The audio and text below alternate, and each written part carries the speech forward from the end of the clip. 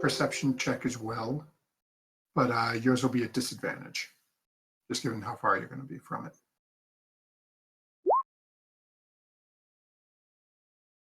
That one was Sarah. The next one is me.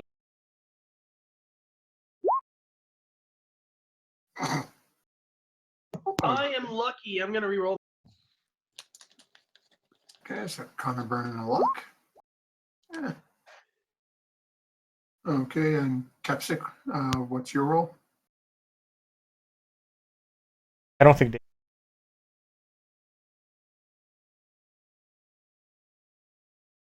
Oh, I thought Brian was talking. My bad. Sorry.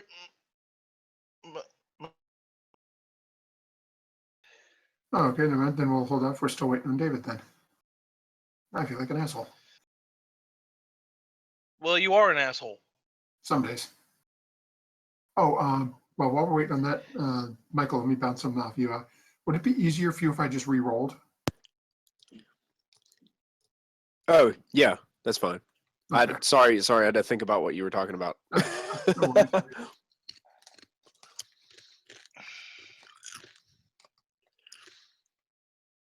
I can't remember. How did we do it in that one? It was just 3d6, right? Or was it 4d and drop the lowest? 4D dropped the lowest, Okay. but Reroll. I didn't let you guys re-roll ones yeah, no though. re-rolls. Yeah, I remember. Oh, you're that kind of an ass. You still get to drop one of them when you roll 4d6. At least it's Yeah. not just straight 3d. Wait, do you have the Yahtzee roll in effect? The Yahtzee roll. What's that? You roll a Yahtzee, you automatically get a 20. I thought it was 18, Brian. Shut up! I'm trying to help them out here. Hey, if you drop the lowest, even if you roll. This is just his backup character, so I'm hoping he never has to play it anyway. So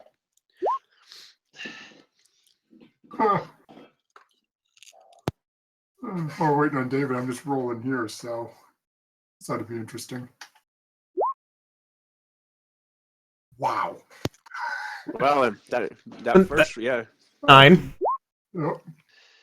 That's a 14. Oh, that's a 15. 1, 2, 3, 4. I got 2 more. That's a 16. And 1 more. 15. Wow. Oh, you got a lot of 6. Yeah, you rolled well. Ah. You had one. You only had 2 rolls. Have a double. Yeah, but one of those I had double ones. I mean, I would take your stats over like anything I've rolled, kind of thing.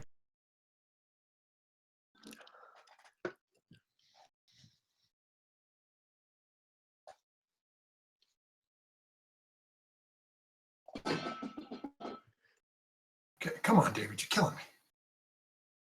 You're killing me, Smalls. I'll call. Jesus.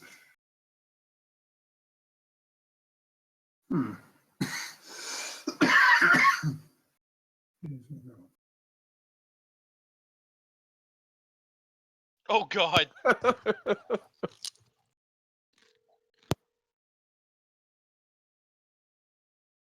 Doing? Doing a favor for Lance real quick. I'm home. You're almost home. You left. Pretty good drink, and then Lance wanted coffee, so I got her fucking. What did it's 8:30 at night. What does she need coffee for? It's drinks coffee at 11 p.m. I don't fucking know. This is why her sleep schedule's fucked up. It's because you go out and get her coffee at night. Yeah. Anyways, you guys can go on without me. I kept Kepsic doesn't talk. All right. Alright, I'm like literally just a minute away. Don't worry about it. You're fine. We'll just. You'll probably get here by the time we encounter something. Okay.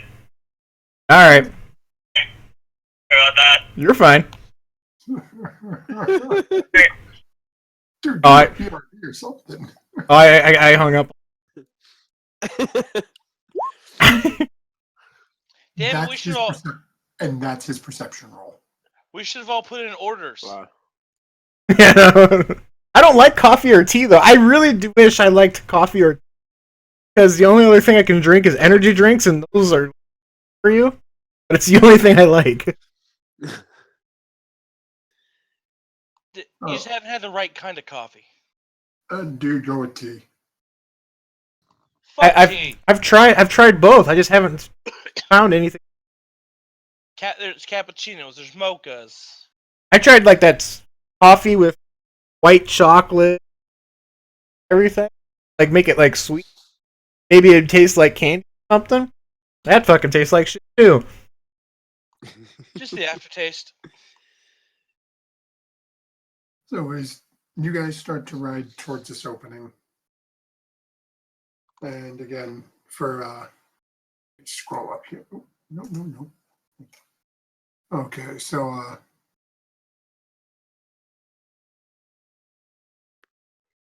we're okay, stealth, where are they? There they are. Okay, so Connor doesn't yeah, that's right. So Connor and Fauna don't really see anything. Tarhoon, all of a sudden you hear a gasp come from Kepsic. As you can see, the small houses and that are in the trees that you guys are rapidly approaching. Anna. Kepsic could if he was looking that way. The houses are in the trees? There. Well, think of it like a clearing in the forest. Okay. And they're on the ground, but they're within the small clearing just inside the. No, there's probably maybe 6 or 7 trees in front of it, and then there's a small. I don't even want to call it a village. It's got maybe 7 or 8 houses in it. Okay. So as you're, you hear Kepsic sort of with a sharp intake of breath, and he just points and yells, "Look!" And as people start to turn, the only ones who really notice this at this distance are you and him. You can see the roofs of the houses and the walls almost start to shimmer. And as you get closer, you start to see a swirling mass of light blue, green, and violet energy spinning almost like a wall in front of this village that you're approaching.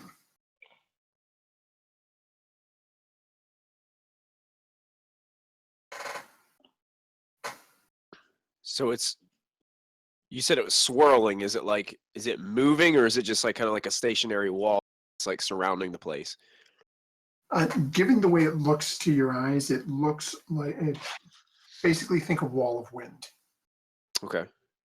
It's just a swirling energy. Given the way it looks like it sort of curves, you're guessing that this is probably surrounding the village.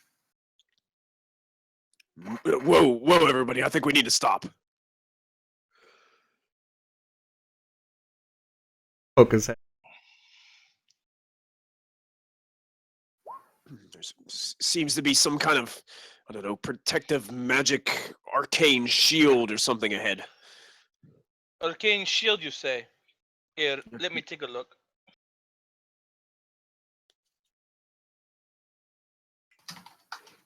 On, I'll go up and guys, I'll be right back. Okay, was that? He's literally gonna be right back, or in game he's gonna be right back. I heard him take off his headset. Okay, well, so Sorrow hops down and starts walking up towards us. It's you guys at this point are probably about 100 yards from this swirling mass of energy. Anyone else doing anything besides Sorrow's heading up closer towards it to try to check it out? Okay, something happened in their house. Sarah, tell me you're still there. Tell me, Fauna, tell me you can help me out.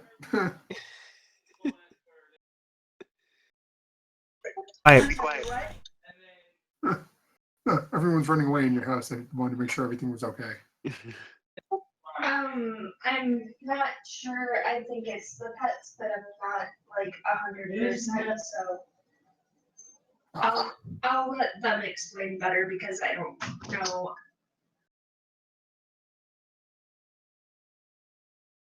However, I'm gonna be right back. I'm gonna make sure these are okay. Okay, Huh, I made it back. Oh, okay. there we go. We traded 3 for 1. We sacrificed 3 for David. Perfect. See, all works out. Okay, I am back. I'm back too. Apparently, like the kittens were fighting. Oh, Yeah, that's what was happening to me too. okay. So, Yeah, well, sure. I'm We gonna- we heard you. I had you on speaker, David. I figured. So what do I see with my sight beyond sight? Alberic's gonna walk up with Taro at this attacks him. Okay, well, before we jump there, let me run it back through for David real quick, just where he just got here. So, David, as you guys rolled up, I rolled a perception check for you, and you hit a 25. Well enough that you would have seen Fauna in the back if you hadn't been focused on the village in front of you. As you guys were riding up, you noticed that the houses looked like they were starting to shimmer in front of you. And all of a sudden, a wall of blue, green, and violet energy started to swirl around the village in front of you. You called out, let everyone know, because Kepsik wouldn't remain silent in that respect, I don't think. Probably not. And then right now, we currently have Sorrow and Albrecht are starting to take a walk up, so Sorrow can take a look at it. Once he called out, would I have seen it? Oh yeah, you would have seen it when he called it out. Okay, then I also want to roll an Arcana check. Okay, go ahead. Experts. Okay, so is Connor, are you walking up with him, or are you doing it from where you're sitting? I'm doing it from where I'm sitting because I'm controlling the wagons. Okay. So as Connor slows down the horses for a couple of minutes and reaches out and starts concentrating to try to figure out what's going on here, and Veneer and Albrecht, as you guys start walking up, Albrecht, hand at the ready, looking for something as he's run out of his flavored chewing material earlier this evening, or this morning. Got any gum? And, Got any gum on you? No. This Sorrow stops for a couple of seconds and concentrates. And Albrecht, you notice as Sorrow is concentrating, and if anyone notices Connor in the back, they're both focusing, and all of a sudden their eyes open and they both come to the same realization that this isn't a shield. This is a planar shift. Veneer's eyes just go wide. And as Oh, you watch, fuck. the village vanishes as the entire swirling ball of energy collapses in on the village, leaving a rather large crater. And Veneer and Albrecht, do me a favor. You two make a perception check for where you are. Who is making it? Sorry, Sorrow and Albrecht. Because they Albrecht, walked up a please. little further ahead of you guys. Okay, so Sorrow, you notice this, Albrecht, especially when he says something, you'll see it right now. You don't see anything though. Veneer, as you open your eyes and look around and start peering in past the crater, Mm-hmm. you notice that it appears whoever was casting this enchantment didn't do it quite as effectively as they had meant to. Give me just a second here, because I got to bring your tokens over to where we're going next. And Connor just simply, oh, planar travel. I've done that before. Let me tell you, it's really hot in the plane of fire. Albert. Veneer is strictly ignoring him. Is there a way for me to discern with what little time I had to see what plane it could have gone to? Make an intelligence check.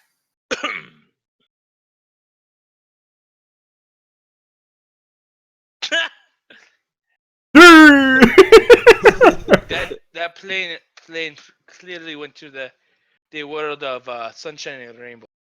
They went to hell. It's not as fun as people would think, given the legends. Okay. Now, okay, everyone should have visibility on this new map.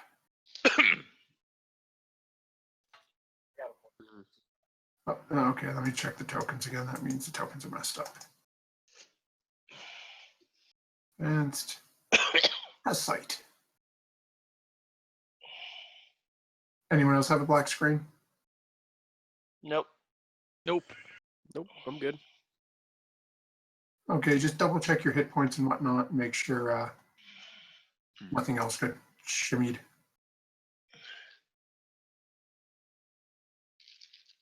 And then, I'm just going to be shifting people around a little bit here. I do not want to take Albert with me. Because you're up with Veneer. Yeah, okay, mine. Hey, get out of there. Shows that my hit points are at like 25 on my token, even though it should be at 33. Yeah, so just Token. Yeah. Cogwheel. On the what? On your token. Pop up. Yeah.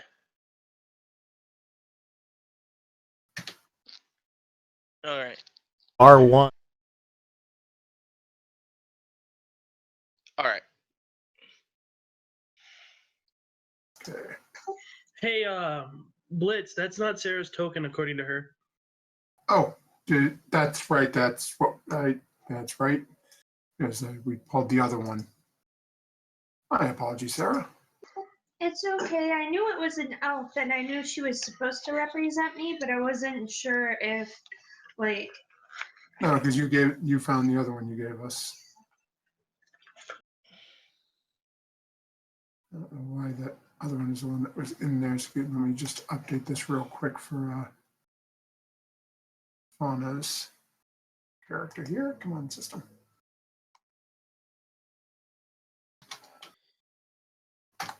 Hey, Sarah forgot to roll her hit points, so can she do that now? Looks like she didn't do it for the last 2 levels. Oh man.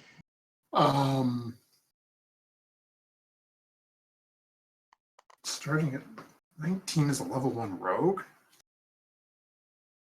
We're level 4. She's still showing level 3. Yeah, that's because she forgot to update her stuff. Yeah. Tell her she's killing me, Smalls. Yeah, because hit points at level 1. Yeah, she would have had 10 at level 1s and potentially 9 at level 2. Yeah, so go ahead and have her roll 2. I just did. I'm going to add her con now. And then, that's her passive is 13. Okay. There we go.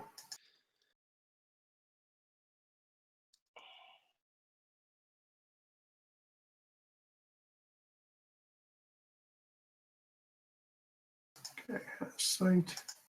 Oops. Hey guys, give me a second. The God 11, they mess with these tokens.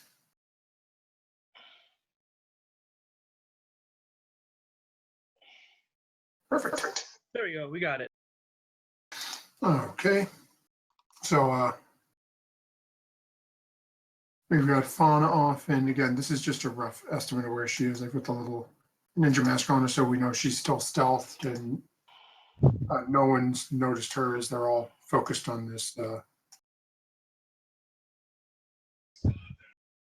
Tarhoon is off to the side. Connor's up here with Capsec, and she's 15, 20 feet off, hidden back in this bush.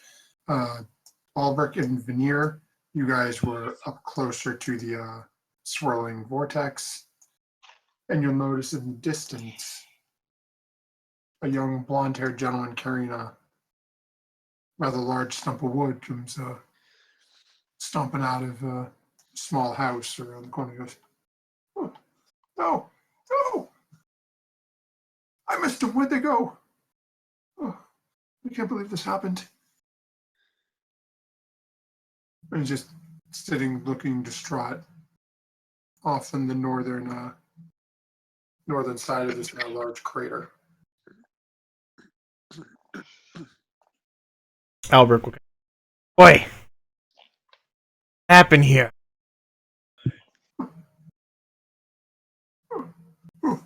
Who's over there? Better. Happened.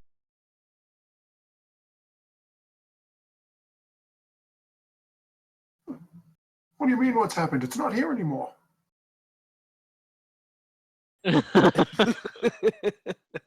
What happened? Make it here. At this point, he starts slowly walking down this way a little bit. Got a little better idea of who he's dealing with. He says, "Huh, they did. They said it wasn't safe. They told everybody to meet in the middle and that we were going to move to somewhere, get away from the problems in the area. I went into my house to get some stuff, and then I heard the noise, ran out, and I found this. And you people, who the hell are you, and what are you doing here?"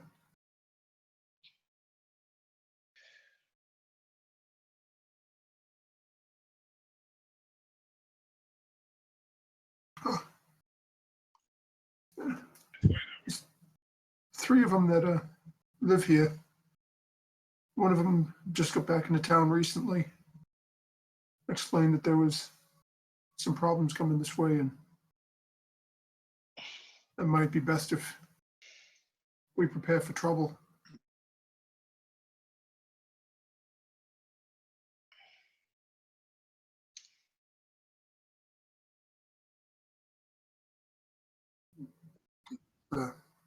Takes a couple of steps back. As a small, scaly critter like you know, Orvie. Well, you see, I actually grew up with him. As Albert turns and notices that Connor is walking past him now. Via traveling companions of Orvie. I've known Orvie for a long time. I told him I would actually come over here and help him with the Nicola V problem.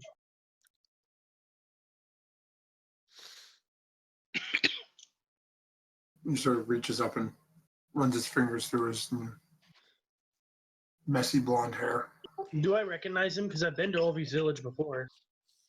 No, he's younger looking kid. He was an annoying kid that no one paid too much attention to.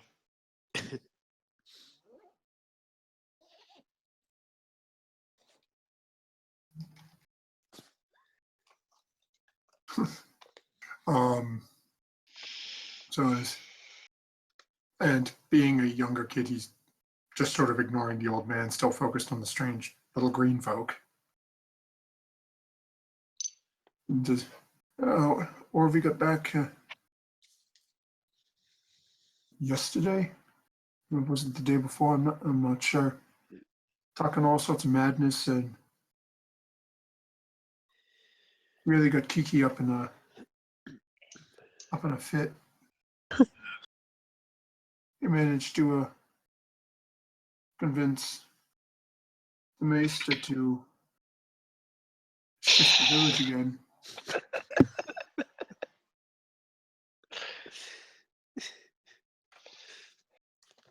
Sorry for interrupting Blitz. Where did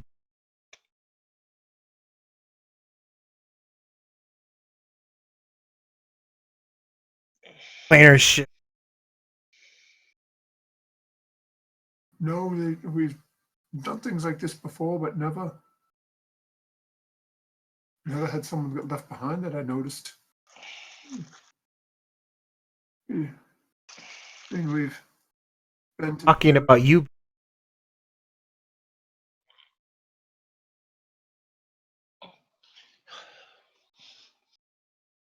At this point, he sort of rubs his forehead. But if I was there, I'd know. I ain't there, so I ain't got a bloody clue. Well, this is all I know, is that they planar travel to another plane of existence. Take him out. He's not even worth it. I'll just let people just.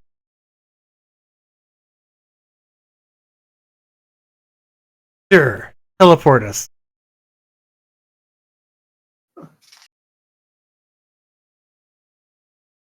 Why would they need to tell me? I just cut the wood.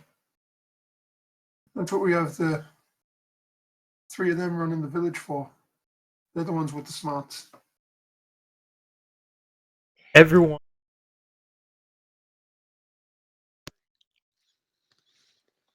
What do you mean, everyone? There's only 5 families.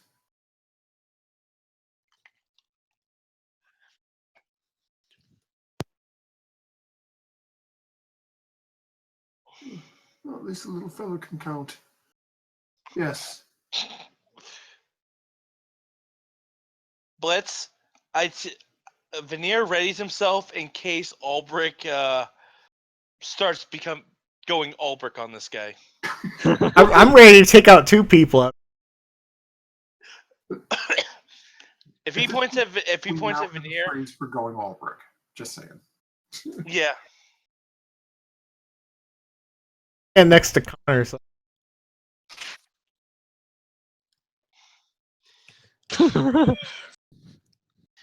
They're not worth it. It would be a waste of metal to shoot them. It'd be a waste of arrows too. It's only. I've killed other people. Well, you might want to raise your standards.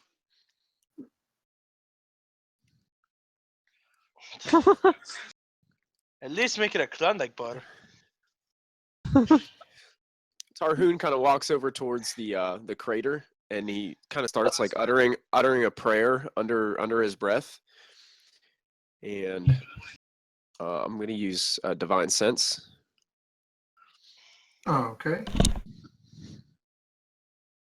So as you Hello? reach out and let's see here. I love how in the spell it says it will not sense Strahd. Yeah, yeah. Him specifically. So as you make your way to or reach out with your senses, you get here 60.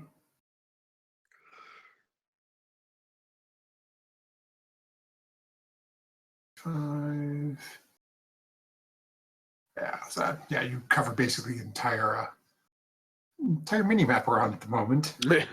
So as you're going through and you're making your prayer and you're reaching out your divine sense.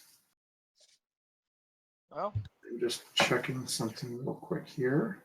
You definitely now know the location of Veneer. What I was double checking.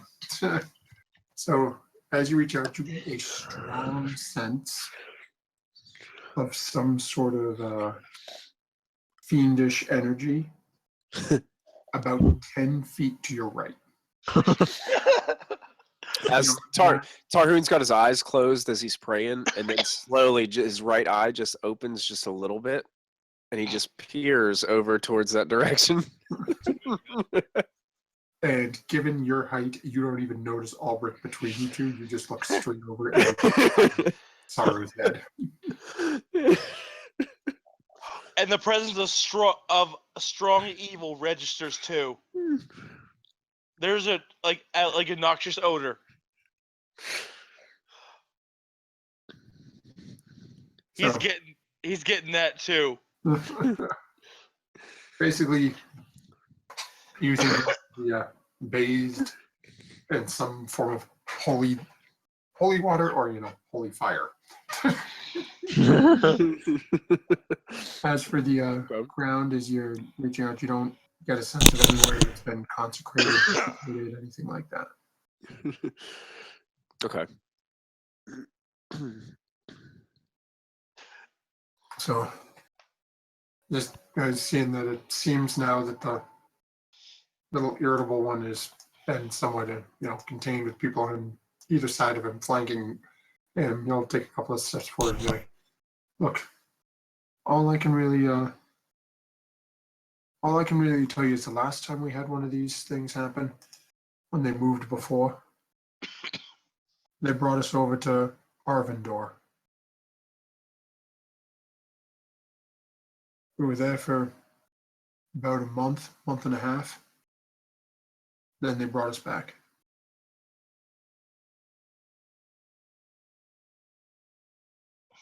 I don't know if they went to the same place again this time.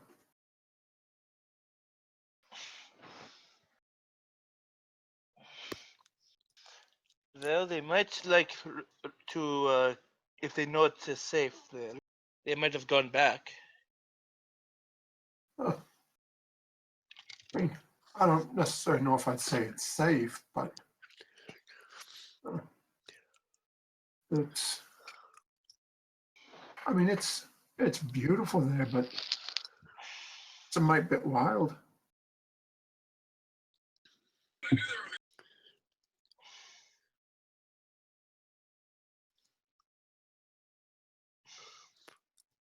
Do you think they left because they just weren't safe here? We've all heard about the Knuckleavy. It's a mite much for a village such as ours. I mean, Orvie, God bless him, but he's about as useful in a fight as me. Albert will nod. No, he's great at throwing daggers. Very good. He looks at you. Daggers? Orvie. Last time there was a tuffle here, he made an image of a chest and crouched down behind it.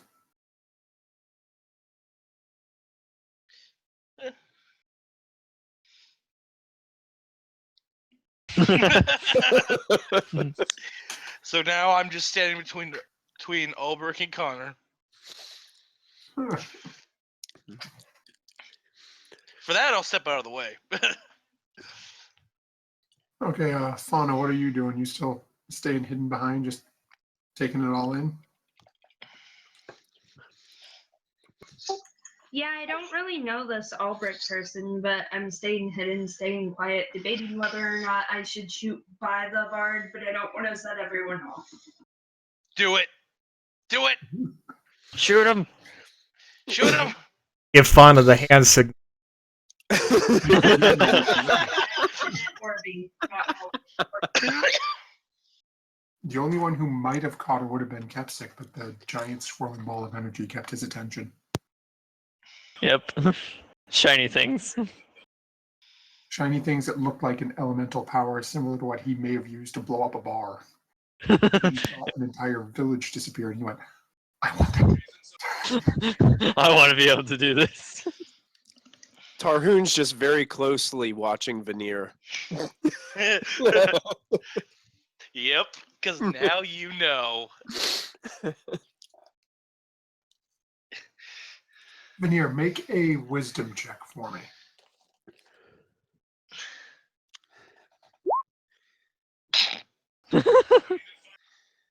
Everything seems normal. You feel a sudden draw. You need to continue to the northeast. You need to deal with this Knuckleavy. The creature is near. To the northeast. I look over at the group. I say we go in, we take it out. Well, that's the plan. We were going to take him out. What did you forget? Yeah, Like, I was hoping Orvi would be here to fight, but beggars can't be choosers. Like I said before, Ovi needs to take care of his family, and that's where he's at right now. And so let's take care of this problem for him.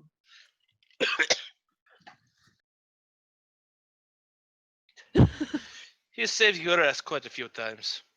When? You were knocked out. When? Hold on. Hold on. Let me think. Okay, Albrecht, make an insight check. Fuck you. You guys see a little shitting grin. Connor believes Veneer completely.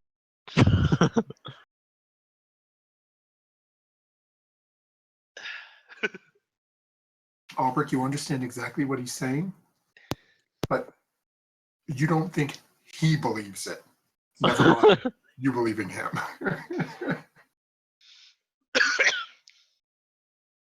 So it's- I point over to Tarhoon. Maybe he helped me while I was dead. Even though he didn't block that little dragon skin thing from. Well, that was just your cousin wanting to say hi.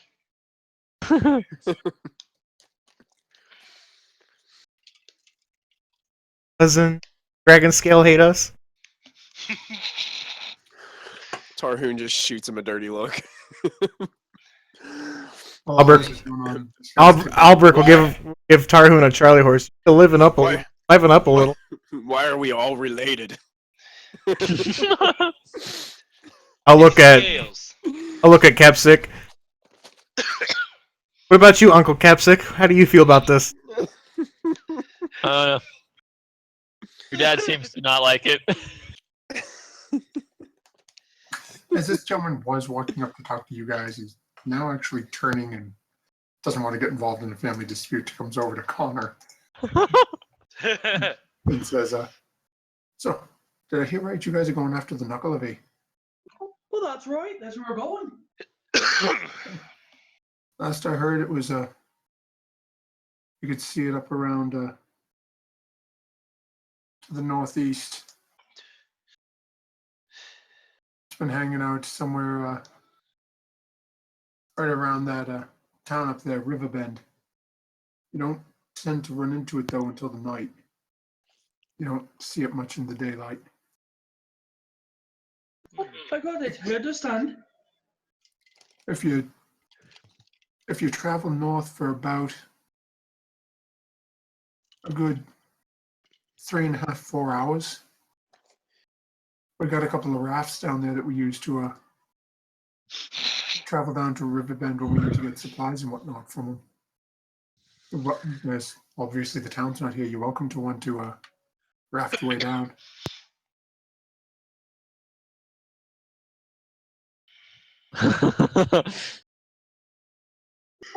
All right, Wiz. That's probably what we're going to have to do. If you're walking through the forest, it'll take you a couple of days on foot. The river flowing now.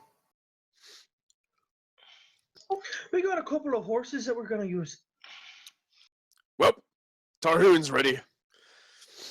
I need to go smite something that's evil. And he takes a glance over at Sorrow. What? Albrecht will get in between them, put his hands up in the air, and just fight. I'm just giving a curious look to Vi. I just kind of get really close into Sorrow's face and just say, "Cause that's what I do." Oh, man. Hey, both of you calm down. There's no need to be fighting. Albert would get. Because if he happens to be evil, doesn't mean anything. There's plenty of evil in the world, and that doesn't mean they want to kill everything. For Christ's sakes, this is where they keep all their stuff. He really doesn't want to destroy the fucking world. Albert will kind of creep around like Tarhoon and look up at. That's what he does. Hype man.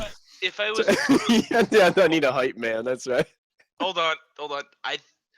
Blitz, I might need to make a deception. I'll let you be the call based off of what I say here. If I was truly evil, I would have betrayed you by now based off the fact that you are a paladin.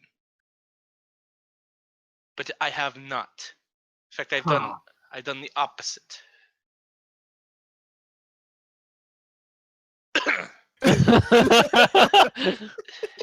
Actually, you know what? Veneer does have a point, Tarhoon. If he wanted to betray us, wouldn't he have done it already? Tarhoon looks over at Connor and said, "That's why he's still alive." Yeah, that's why I fool. God damn it all. Damn you, Zach. Well, Tarhoon, look here. Guy's a stone cold killer. So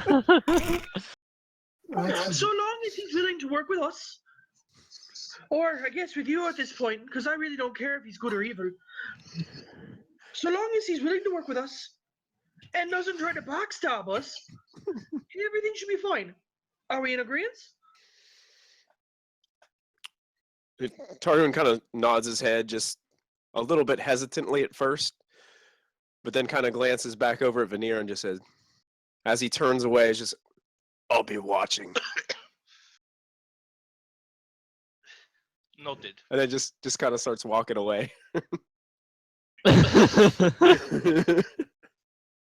See, Veneer, I'm a big asshole, but I still stood up for you. Well, miracles do happen. Follow him. Okay, so now all the dragon and lizard kin are now the Mexicans. Whoa. We've got the cartel going on. Got a here. problem with that essay?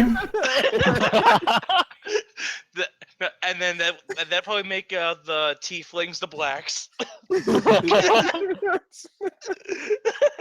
Oh, Jesus. Connor is now trying to calm everybody down and he's offering to help. God, that pit in hell that's being dug for me just keeps getting deeper and deeper every session. Ugh. So at this point, what are you guys doing? Before you. Going northeast. So you can start going northeast and walk straight through the forest to get to up towards Riverbend. Kid said it'd probably take you a day and a half to get there by foot, or you can go due north to pick up the raft they've got there, and you may be able to make a little better time. Is the raft big enough for the horses in the wagon? No. Then we're huffing it.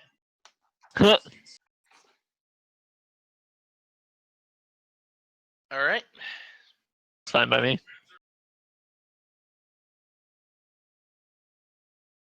Okay, so I tell you you guys what, just take off. Don't say anything to the kid. Matthew, you've created quite a good dynamic with this party with just the selection of characters we've got. If I was anything other than a vengeance paladin, I would have probably already tried to take him out. Yeah. I've waited for so long for Tarhoon to realize Veneer was evil. Based on these other oaths, like, I don't think I'd even be able to be hanging around with him. It's a little bit worse than an immediate battle at that point. Yeah. You could also be the oath breaker, Alden. Not true. Do Yeah. it.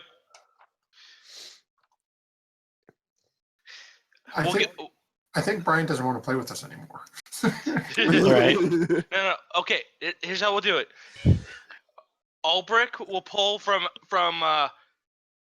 his bag a shirt that a referee shirt that for some reason he's had on him this. You ready? You ready? Let's get on. Oh Jesus. Albrecht would just kind of look over, thumb across the, and then the eye, like finger to the eyes, fingers at him, kind of thing. And he'll like climb up Tarhoon and like start like massaging his shoulders, kind of thing. If he starts crawling up your back, you get a little uncomfortable given. Albrecht, what are you doing? Get off of me! I'm your I'm hyping this up, man. Ulbrich, you would really like to stir the pot. What pot? What is this pot? And why is he stirring it? It is a figure of speech. What's a figure of Ah. speech? Tarhoon's gonna mess up your speech. Ooh. That what? Okay, so at this point, you guys turn your head and you notice Connor has already climbed back into the dragon. All right, Albrecht will kind of put his finger up in the air and like spin it around. Like, all right, group up, let's get out of here. Wait, where's the elf? Where'd she go? Probably dead. You not paying attention the whole travel here? Connor scared her off, or he drove her away. Hasn't been following us for 5 hours. How are you just realizing? No, I'll look over, and you think I'm evil. I don't drive people away. I wanted to eat her. What? Tarhoon, go ahead and make a perception check. Okay. You're looking at the wrong person to go after.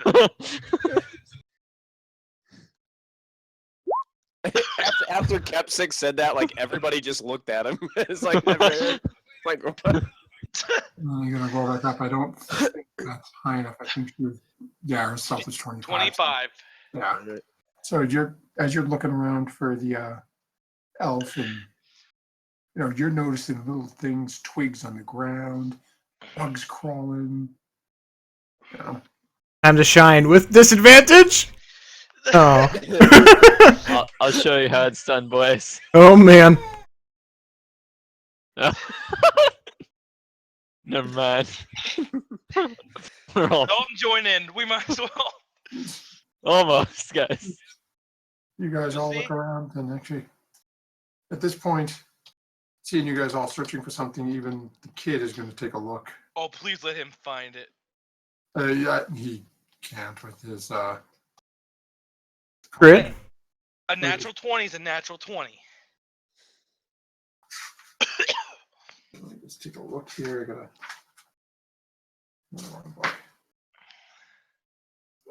I'm gonna get books all over the room. I would just roll a have to crit. No one.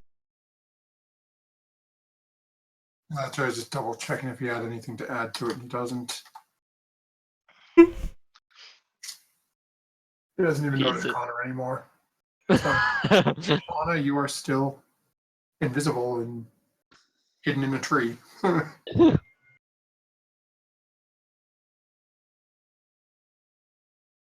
So, what's the marching order? Okay, if I'm invisible and in a tree, there, I'm in a tree. There you go, Michael. Dumbass. The bard's in a pit. I was just about to move myself. Wait. Does that make him a pit fiend? Oh! No, let's not give him any undue credit. True. Okay, so we assume Connor's driving. Is anyone helping him drive? That'll help again. Okay, so we got Connor and Kepsic up front. Ulrich, Tarhoon, Veneer, what you doing? Riding in the back. And probably ignoring Ulrich the entire time. Tarhoon will walk outside again. Okay. Right in the back, it's still right out. Okay. And you're probably still trying to hype this up. Right. Anyone saying anything to our blonde-haired boy here? Or are you just riding off without him? Don't need him. Yeah, I wouldn't say anything to him. I didn't like anything he said besides Orb. Okay, so I need Go back to your hut. Kepsic to make a survival check.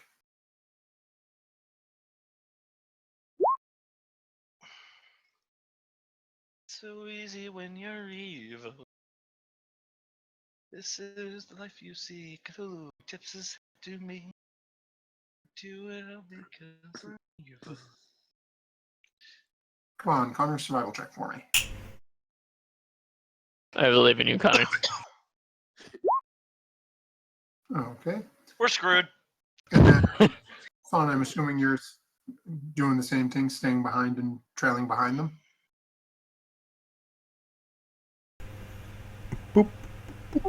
Is Sorrow the only one that's in the back? Sorrow is in the back. And Ulrich. No, oh yeah, Ulbricht's in the back because he's. I'm in the back. I get to where they'll see me, but I continue to try and hide from the others for now. Okay, so go ahead and roll a stealth check again.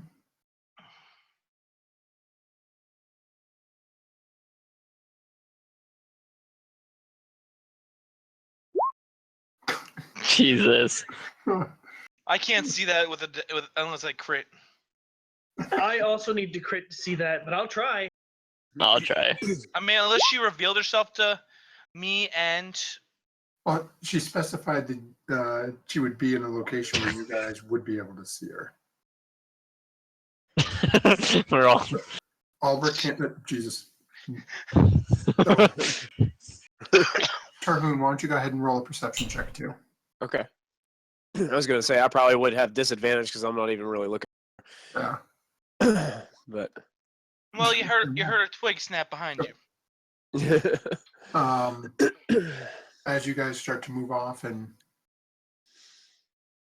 Fauna is trailing behind a little ways again, trying to just stay in positions where Tarhoon and more specifically Connor won't see her.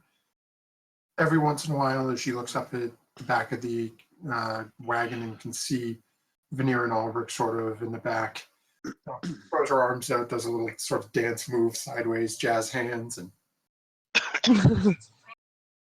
completely oblivious on the wagon, no idea, and then just sort of, yeah. It was at that point she realized she was too stealthy. 25 and then another 25. So, okay, as you guys start heading northeast from what the what you were advised is, you guys start moving up that direction, rearing the horses up. You hear then as you guys take off like a bat out of hell, the kid yells up behind you, "Hey, wait, you just leaving me here? What did I do?" It'll be too dangerous for you where we are going.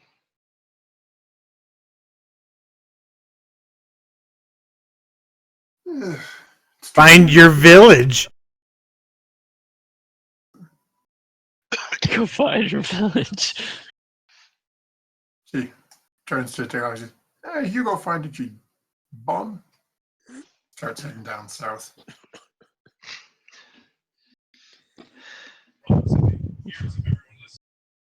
Disappears into this strange white land where it looks like he just vanished into oblivion.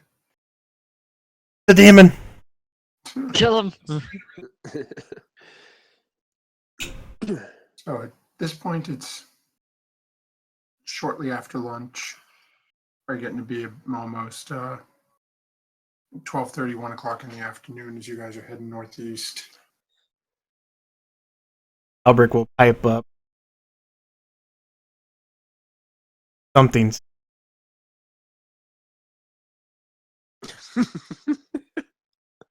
Wait, you have a mind?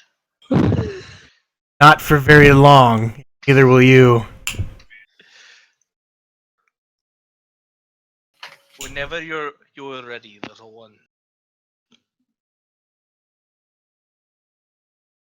Sun goes down. As the sun goes down, it rolls to be about 8:30 at night. And you notice Connor and Kepsick slowing down the wagon as they can no longer really see in front of them and are concerned about running into a tree. When I start slowing down, I start backing further away from the wagon. Okay. Do I have to make another stealth? Yes. Let's go ahead and have you make another one. Wait. There's no way she can do it 3 times in a row. Right? All right, that's possible. But with your passive, My passive is a 16. I think you said you took observant. I did. Your perception's a 1? Yeah. Holy. And you guys have gone robot. It won't go for a minute. Okay, so is anyone Shit. trying to soldier on through the night? Or you guys just make Oh! a start out? Finally. Okay. What were you looking for? I'm just looking around.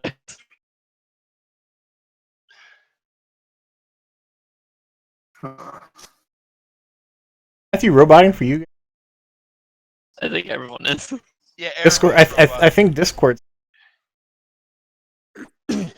Yeah, I'm getting a lot of robot going on. Same Domo here. arigato, Mr. Roboto. Hey, everyone's. It's because the game can't handle the drama that just went down. All right, Albrecht will jump out of the cart. All right, horny man, let's fight.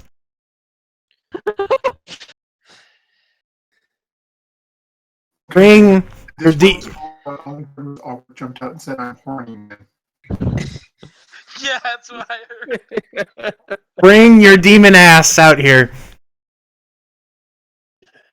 We're gonna fight.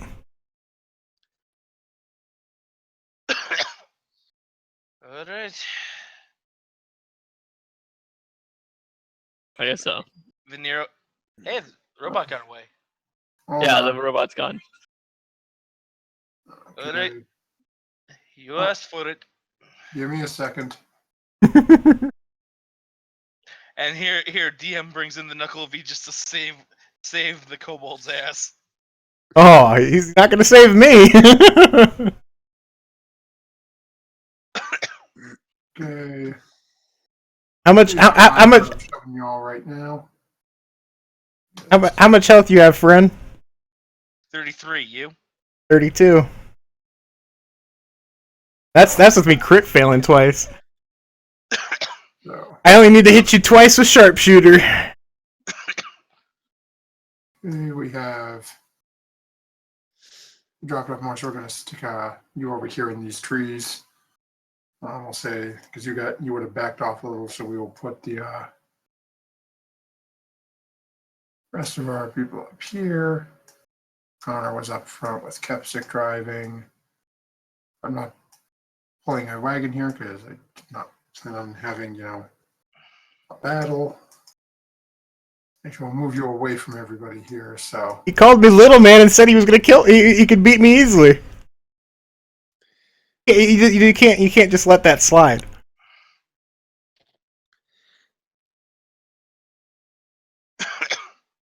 Plus, we got a paladin and a cleric. If anyone goes down, we pick him up.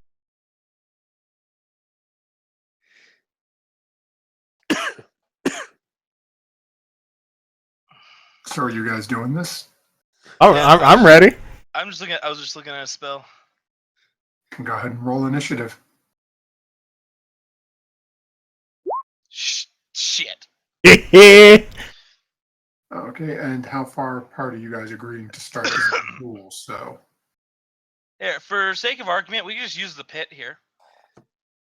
oh wait, that's there. You go. Gotta drag you over. I'll start right about there. Okay, there we go. Wait, do we gotta re-roll a niche? You wish. No, because the turn order. So that I'm going. You can roll again if you want. No. Well, I know what. Oh God, Just in case. this is some bullshit. I'm just saying. So technically, Tarhoon's going first. You can re-roll. Huh?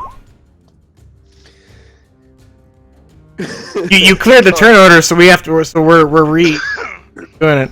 Switch yours to 7. Yeah, mine was at 7. Why are you guys in there 2 and 3 times? Hold on. On my, it's just 4 of us. Yeah. Yeah, I've got Connor 19, Veneer 19, Tarhoon 10, Albrecht 9, Veneer 7. Mine and Ulbricht's turn order got switched when we moved screens. Okay, so I got 9, 7, Tarhoon was 10. Connor's getting involved in the fight now too, Jesus. Okay. Do me a favor, everybody reroll. Get your numbers marked TBK from within. I'm just gonna watch. Keeping the first one, right? Yeah. Yeah. down.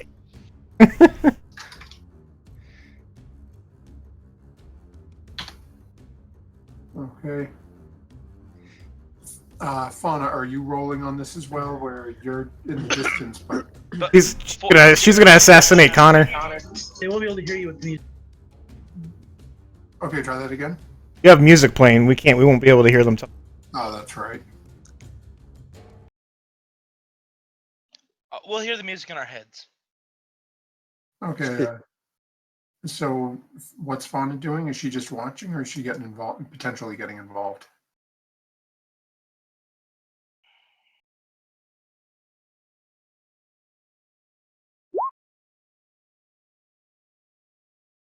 Okay. So what we're gonna do then? We're gonna throw her on the on the list, even though said she's staying out, but just in case. Really? There we go. At which point I'll look over at Ulbrich. How far are we going with this? Where is Sarah's mini?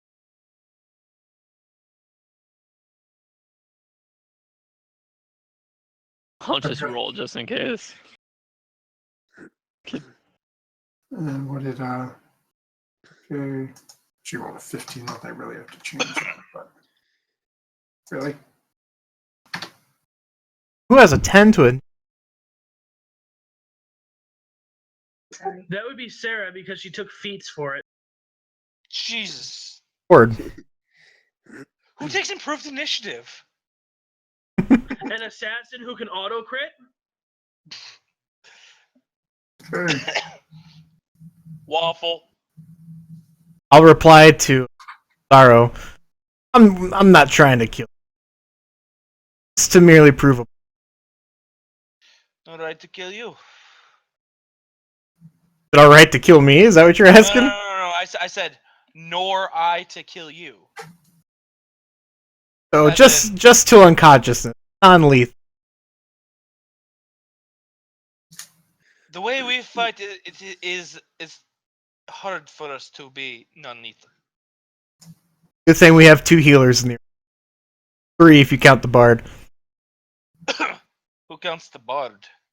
That's why I said 2. Okay, so at the top of the order, that brings us to Connor, who is listening to these two sort of badmouth them. I will just simply hold my action because I'm just waiting until I'm needed. Okay. Fauna. I'm gonna hold my action. Until Okay, but- until Connor gets involved. Yeah, 2 people are fighting. We got 6 people on initiative. It's gonna take forever. Is it safe for me to assume that everybody's holding their action at this point? Oh yeah. Okay. We're just going to buzz past everybody and keep going. And then if somebody wants to do something, chime in. Oh, that brings us to Albrecht. All right. I am going Deadeye shot for advantage. And sharpshooter. Hey, I get a grit point back for critting. Fuck. So that's 21 damage. Ow! As you now have a small spherical metal slug buried in your body.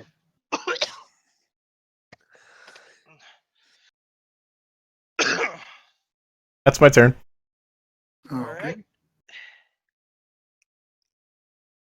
Hold on, I got quickly look at this spell because I don't know if this is an AoE or not, and I'm not trying to get anyone else involved. I don't think, in all honesty, I'm 25 feet away from the person. I don't think there's any that big. Fireball is the biggest one that I know of.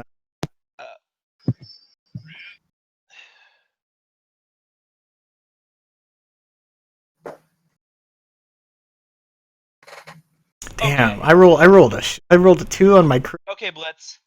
I'm targeting the spell to go right about here, and it's 10 feet out from that point. Okay.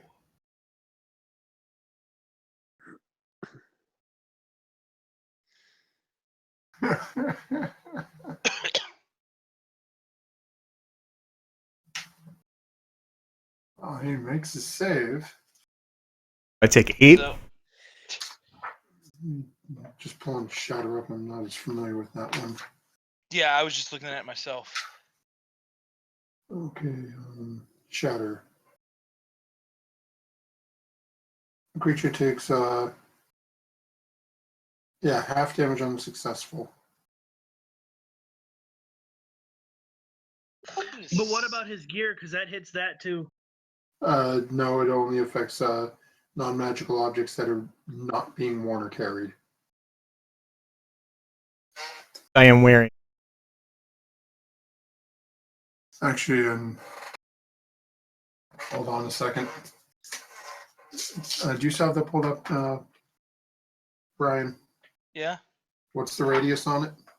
It said 10 feet from the point of origin.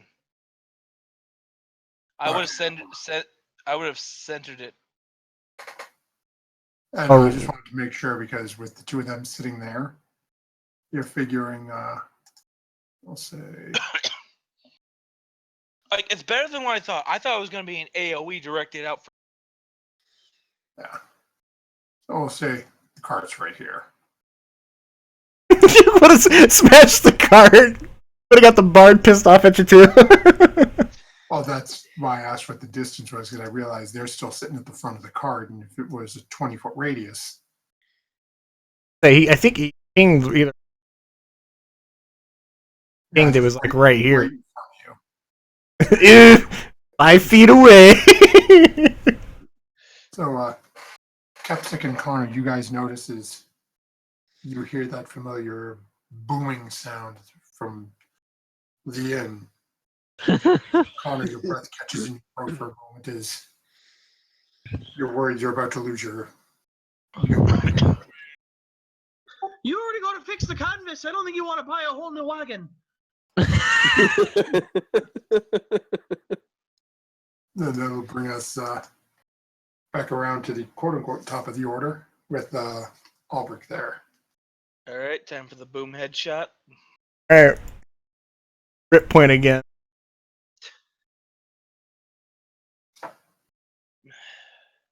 Well, it doesn't crit. It's still a 16. That's Well- what I'm at. Ding, ding, ding, ding. And everyone watches as Albrecht fires off another round from his weapon. And you see collapse to the ground, bleeding and unconscious. Bit of action, sir. Pick him out. Should have witch bolted. Right, roll witch bolt just for shits and giggles. Oh. Damn it! Is he dead? He's- Albrecht, Huh? that ends your turn. Yeah.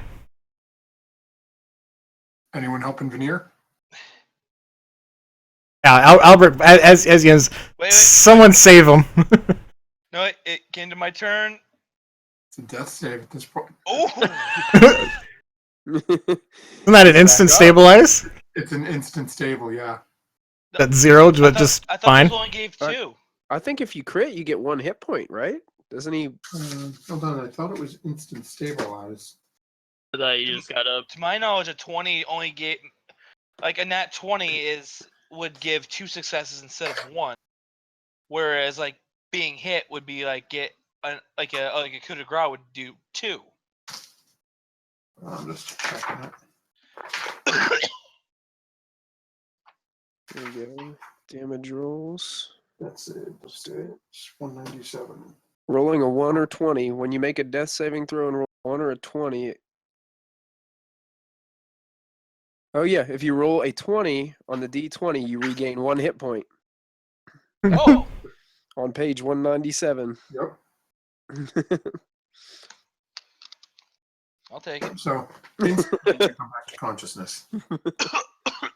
Bullet holes in your body, laying on the ground. All right, Albrecht, I think you proved your point, don't you think? Well, I said someone go save the poor man.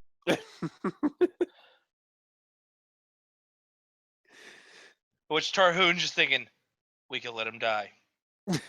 We could let him die.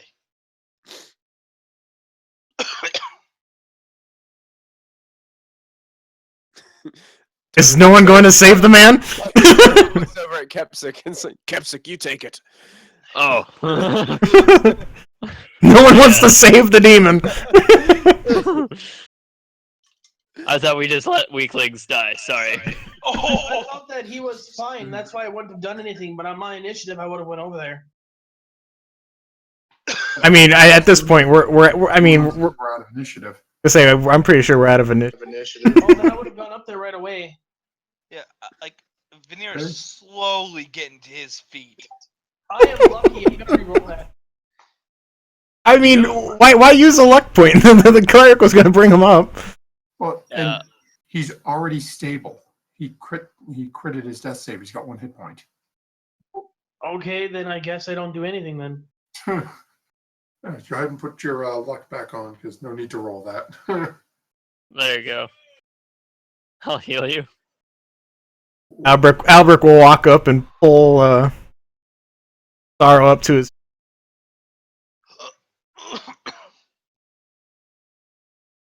Let's not say things that they can't back up anymore.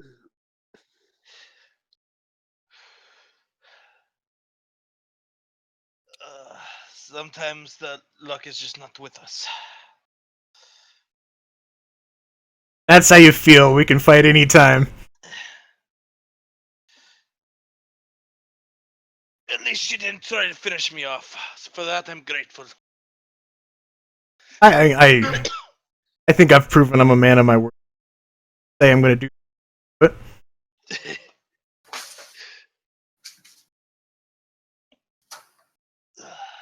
Congratulations, nephew, on your victory. huzzah!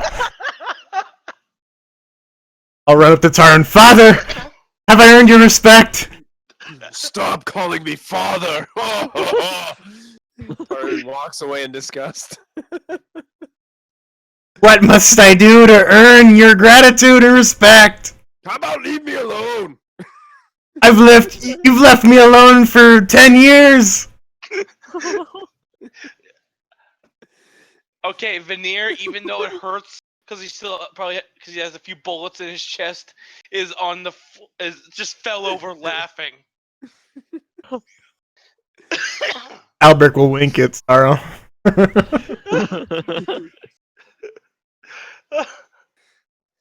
But also know your place, Sesse. Can't take on my dad until you beat me, so know your place. I'll come over here. Look over at Kepsic and give him like a head up nod kind of thing, like stop. I'll do it back in return. Then Veneer will just climb back into the cart and for us to continue on. I'll look up. 8:30 at night. I'll look at Connor. Want some too? No, I'm good. Yeah. Thought. I'll reload my gun. So you guys are riding on into the night? The Warlock's pretty beat up. We could rest here. All right, I take up my entire wagon again. And I kick everybody out. But the Warlock's bleeding out. And then you're gonna kick him out? He's not bleeding out. He's fine. But if I must, I will heal him. Well, I mean, I didn't mean like bleeding out, but he got shot twice.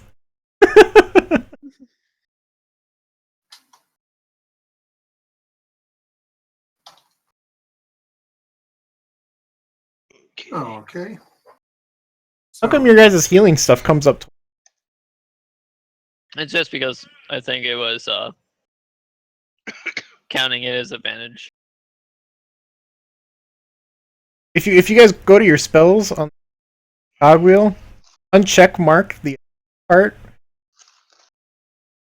and for damage, instead of put what you.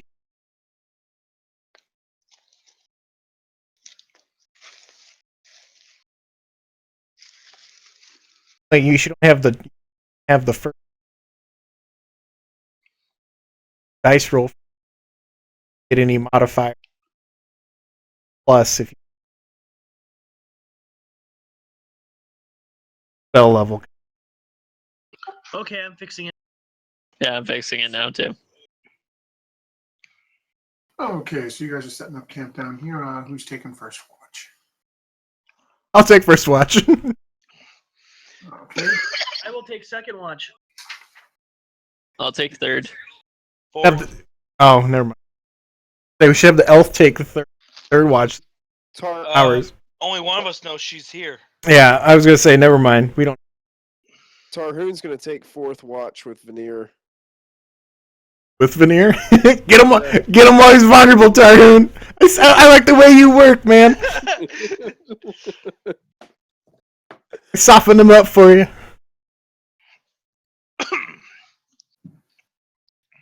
All right, here is. Go ahead and make a round of perception checks and Woo! Fauna, if you're planning on remaining hidden, I need another stealth check from you. Come in.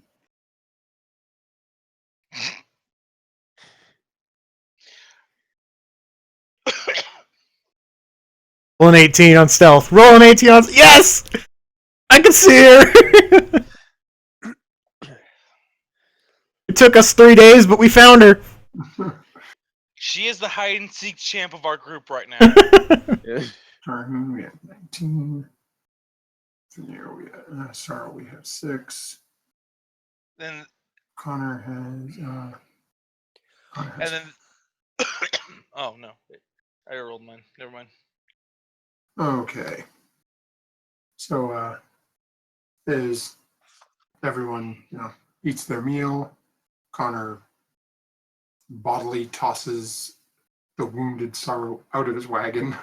And then, Fuck out of here. Tarhoon and Car- Cat go to lay down for the evening. And Albrecht, you start to make your rounds. You notice in the distance you can see the fauna. Awake? Fauna, what would you do first one? First watch, I wouldn't have been in my trance yet. It's more of a relax thing. Second watch, I go into trance and then come out of it by end of fourth. Okay, so Big Albrecht, you see her there, you can see her relaxing.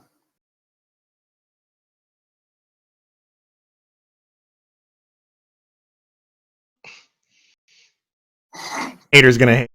Anyways,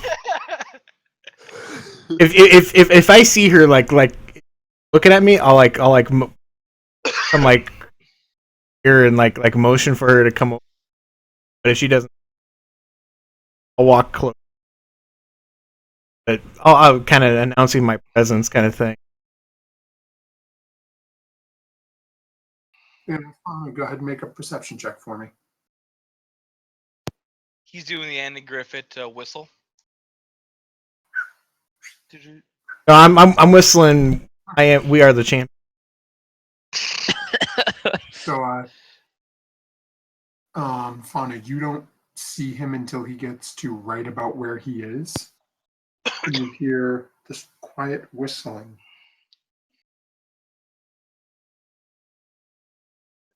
I stare at him, but I don't speak unless he speaks to me. Albrecht will wave and so you didn't just up and No, there are some of you that I prefer your company, such as yourself. However, the bard remains an arrow through his throat. I caught bits and pieces. Albrecht will catch. If it's the bard that's troubling you,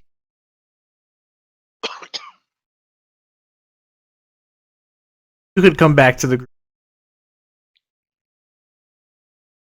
Just avoid. I doubt anyone really misses me. Well, I kind of like the idea of killing the bard.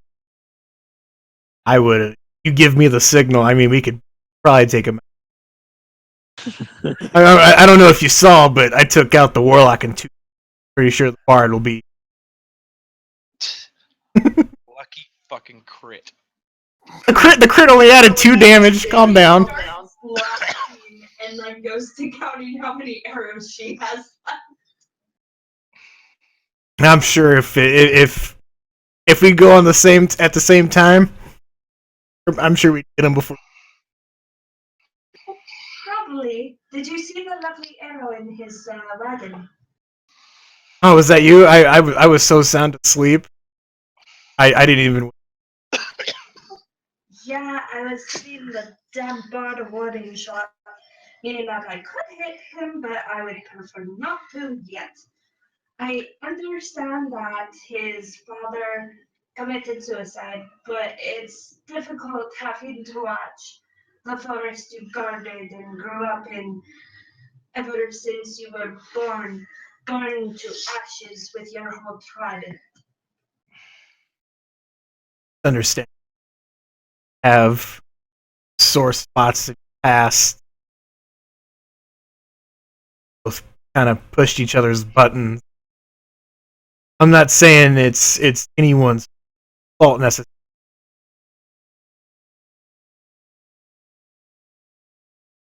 Kind of escalated farther than. Yeah, but if you'd like, I can still drive the cart at night with you. I don't mind. I'm not sitting near the bard and driving with you. If that's lost, I'll put us back by nighttime. I would hate the cart, and I hate the sunlight. It's good for now. Once all of us kind of procure, feel free to burn it down. Until then, I think we need. Right, if you're gonna make attempts on his life, No, I did not say burn. I said if he gets us lost while he's traveling in the daylight because I refuse to help him, we can get it back on track by I think him and the lizard folk seem capable of dealing with him. Summerhoon seems like a decent guy, but I like you better. You like to kill the bird in your head. Anytime you give me the hand signal, or I give you the hand signal, and Albrecht will kind of make a random hand. You make that hand signal. We'll both know. Kill the bard in seconds. She nods and smiles. She likes the idea so far. You and me can handle the traveling it. I believe we could, but the others have to agree to at least be in the wagon sleeping while we travel. I mean, if as long as they're in the cart, I don't bug us kind of thing. Yeah. I mean, I think it'd be nice to get to at least know one of you. And my time's fairly peaceful, except for maybe an occasional waffle or something. Plus, it can't be all that fun to be out here every night.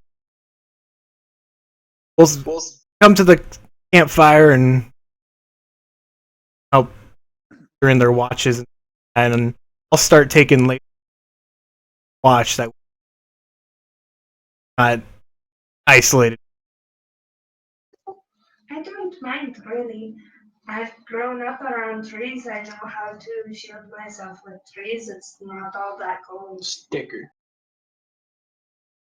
Sure. Ever you like. I just figure that it's safer with staying within the group. No, I understand. I'll go back with you. But so help me if that bird touches me. He's getting an arrow somewhere. And I don't care where, he's getting an arrow. Pretty sure the entire party would attack him. Albrecht will make the hand signal, starts walking.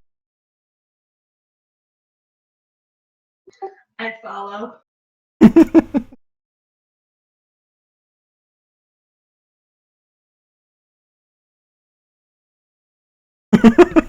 As Albrecht half steps on the bleeding body of Veneer as he walks by. Oh, sorry, winter walking through.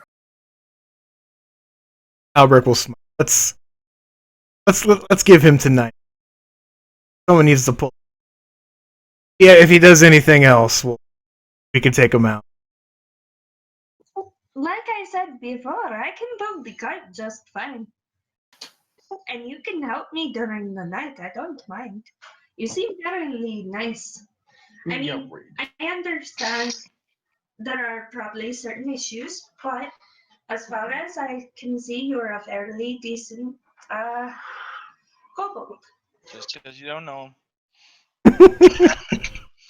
I mean, she saw me take out my own party member. He's been the nicest to me thus far, besides Tarhoon.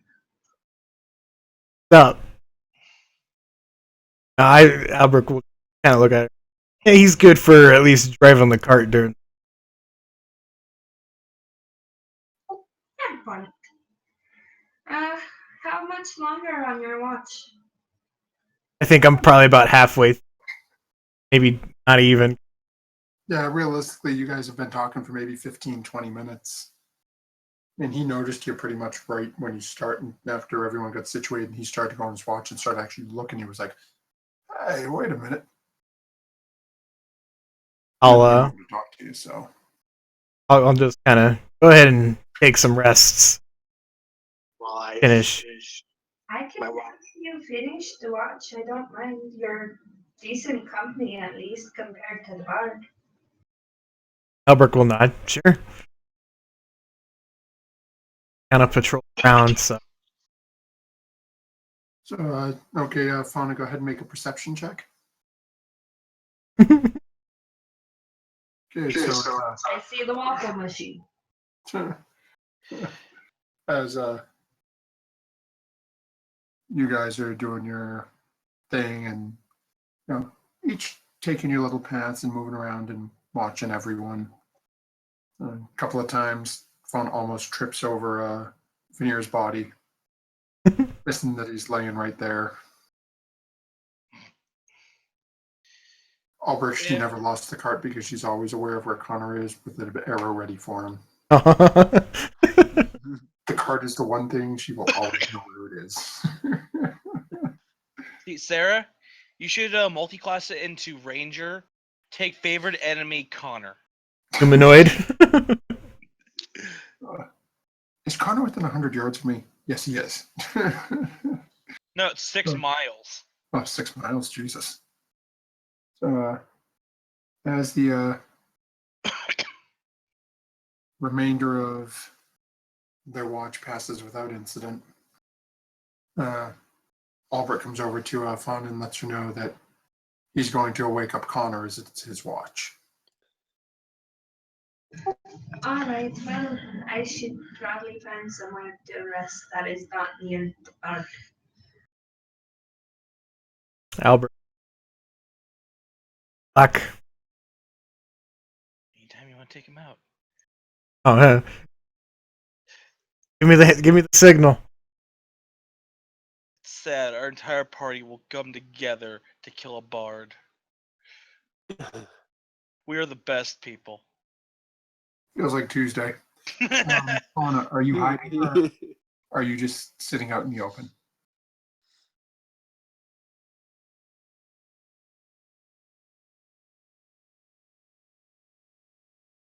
I'm hiding within a bush or whatever I put myself in. Probably. Okay, go ahead and roll a stealth check. Natural. I would see her with that roll blitz. Yes, you. Don't worry, I have notes wrote down. So, Oh God, here we go. as Albert goes into the cart, wakes up Connor, tells him it's his time for watch. Connor, as you're stepping down out of the cart, you notice sitting about 30, 40 feet away from you, eyes closed in a meditative state,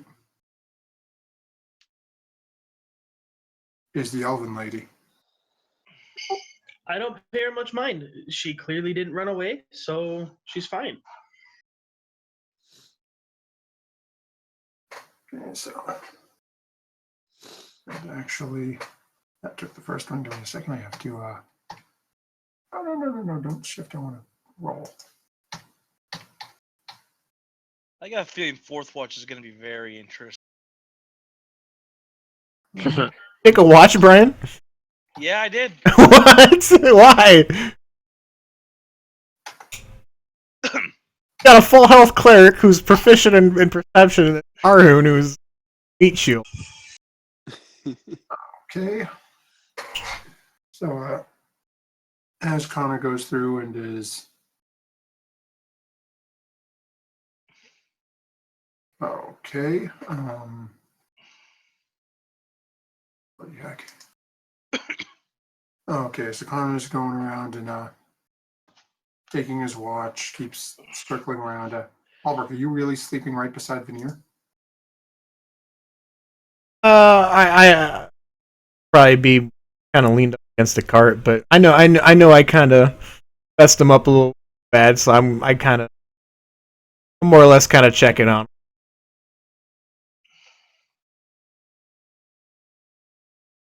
Okay, let's see here. Okay, so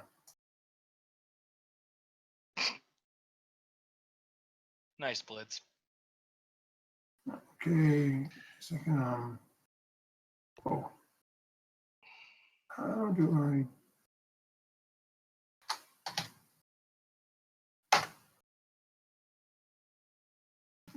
I'm just checking something. Okay, so Connor's going around and as Albrecht lays down, gets some rest.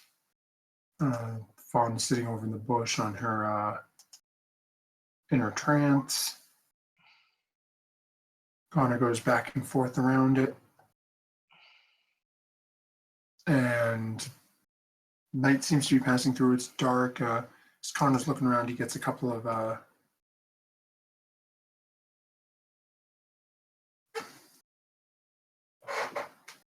let's see here. Blitz, I will walk by Fauna this way, just in case there's anything around her. I will still see it. Oh, okay. So as you're walking around here and let's see here. Give me a second where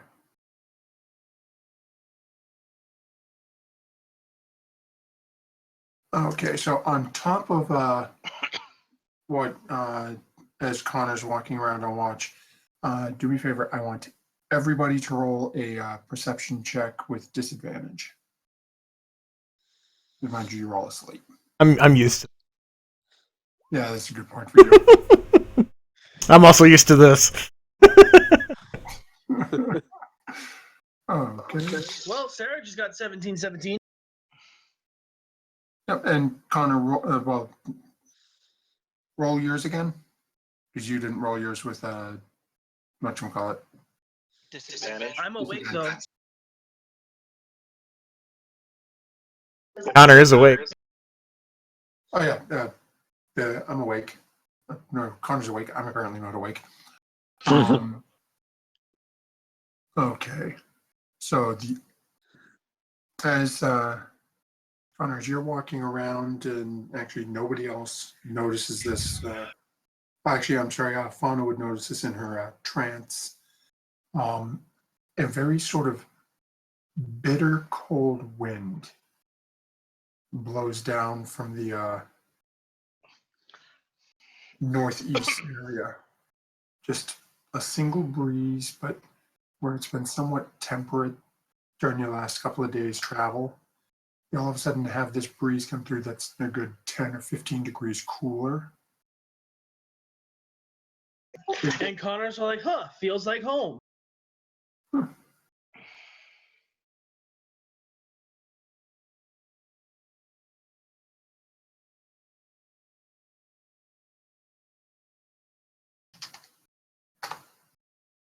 Okay. So as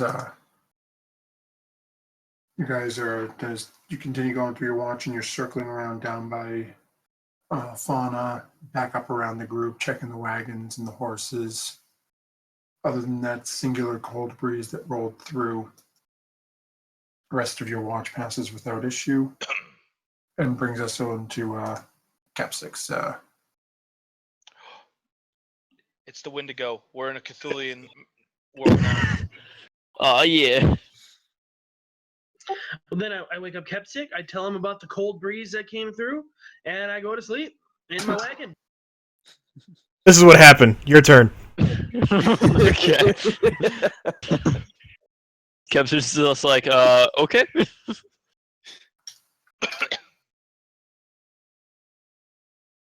Okay. So, Kepsic, how are you spending your watch?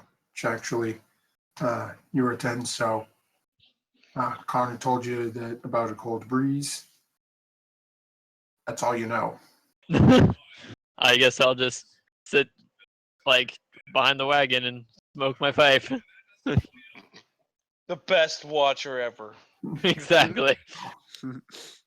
Kepsic is relaxing, and out in the distance you hear a couple of sounds of small woodland creatures running around. Nothing out of the ordinary. The night seems calm and comfortable to you.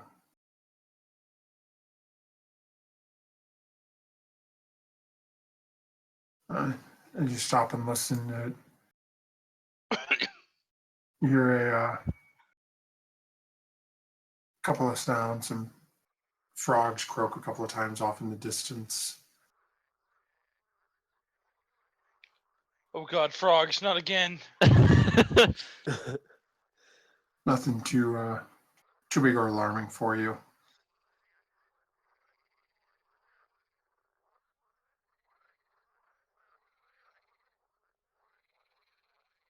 Hour Sounds and like a half, 2 hours go past. Your watch passes without incident. Now, brings us to the fourth watch, and time for you to wake up Tarhoon and Sorrow. Yeah, I'll just shake Sorrow awake and be like, "Go wake up Tarhoon." Wait. Go ahead and roll your die. Oh, you get both sides of this one.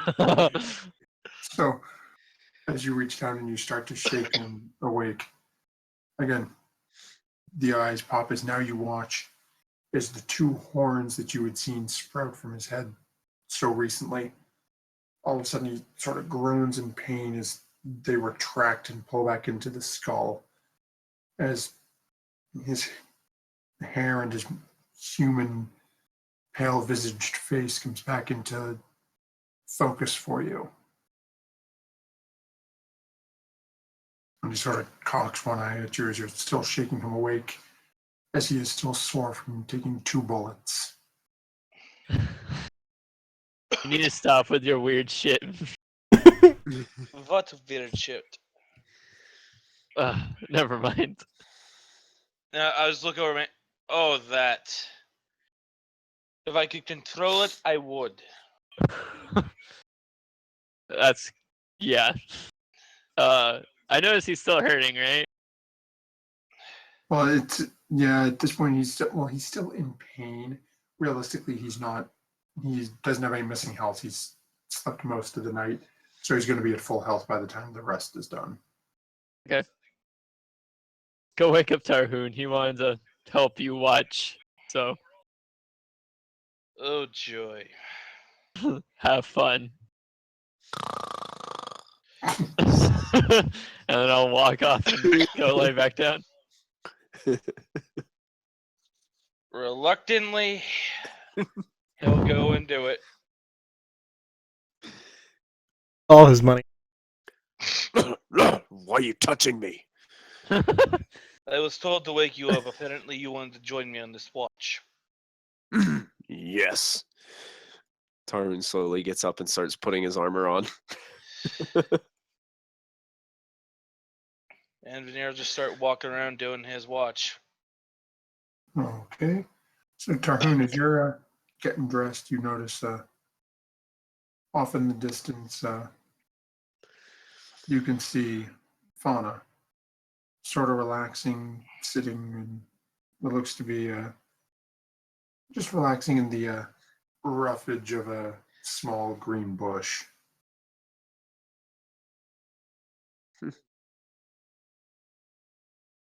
Well, right, that's what I mean. She's just sitting relaxing. She's not out of it. She's just chilling out.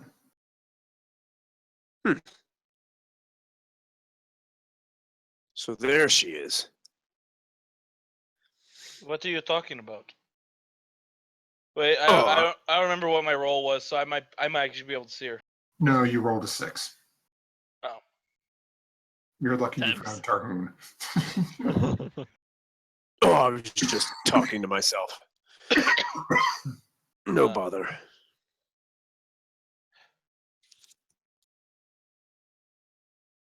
So why?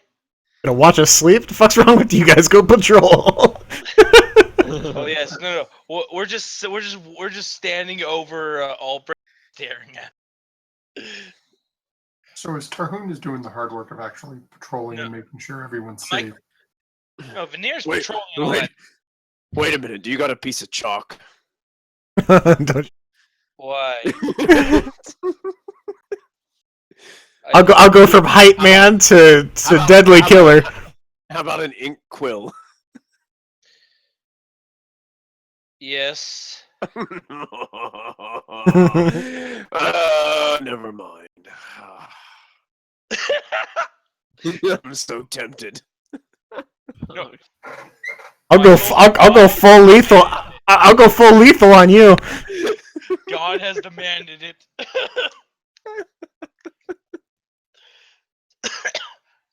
So, can I ask you something? No. Shut up, you're asleep. Why did you want to join me on this watch? You want my honest answer? Yes. I just don't trust you. We've traveled together for so long, and now you don't trust me? It's just the feeling I get.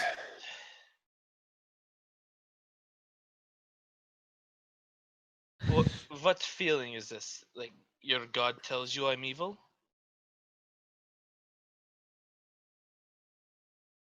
You could say that. Well, I will admit, yes and no.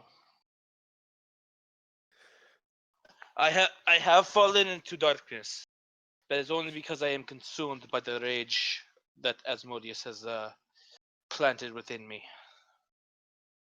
I will go to any lengths to destroy him.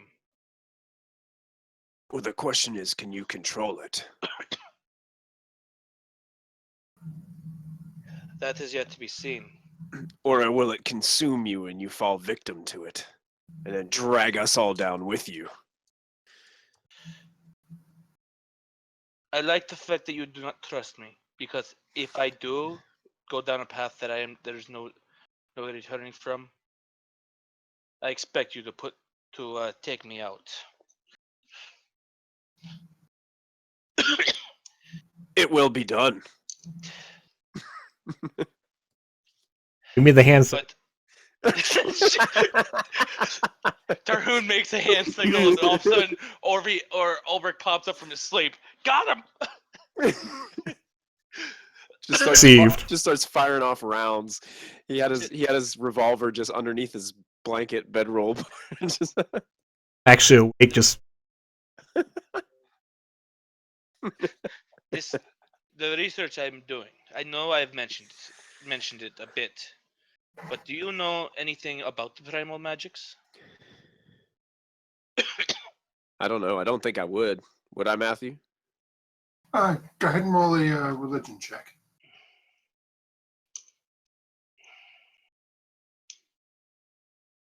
Religion. Not really. You, from what little you've studied of the creation myths of the realm, you know basically that they're the original magical power that was used in the creation of this entire realm before it was severed into its pieces. Beyond that, you've got nothing. Okay. Well, I've overheard you and Orvi talking about something of that nature, but really doesn't interest me. It is known as the first magic, that which not even the gods themselves could wield it. They could only draw upon it, and the magic they drew upon became known as divine. And everything else, it drew upon the arcane.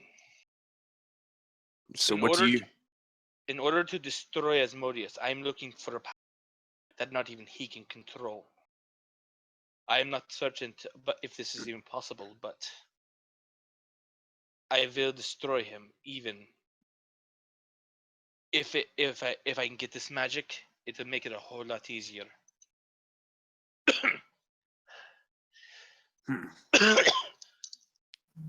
Well, I'll be 100% honest and say that I want him dead too. Hopefully, we could stop him so he does not make any more deals, and so there are no more children like me.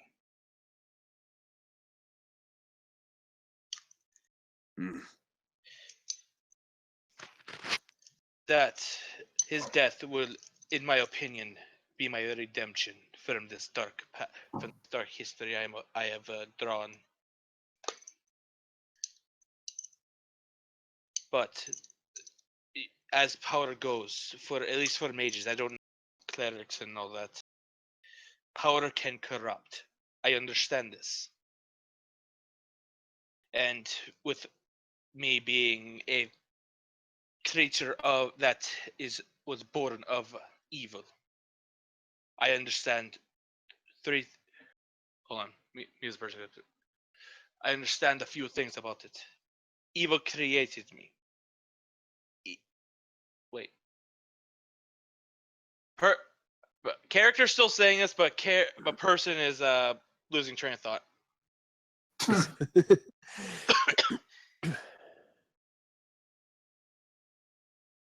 Evil created me. Evil has left its mark on me, but evil does not rule me. Let's hope it stays that way. If not, I look forward to having your mace implanted in my head, or your flail. Me as a person forgot what your weapon was. but character- Tarhoon starts swinging it a little bit.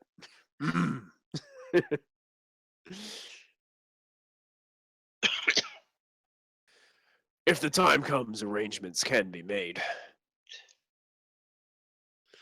Don't miss. And I'll give him like a little shitting grin and just continue on doing a patrol. Tarhoon's gonna kind of like walk around a little bit. Like this time, he's not going to stay stationary while he's looking out. Okay. So as Tarhoon's walking around and you guys are doing your watch. Rest of the late evening, early morning passes without further incident. You guys notice, well, you don't really notice the sun start to come up as much because of the tree cover. Good. I can say Starts to peek in through some of the trees, but you don't get that, slap in the face, wide awake feeling. Oh, we can give Alberg a slap in the face awakening. You want another butt whooping?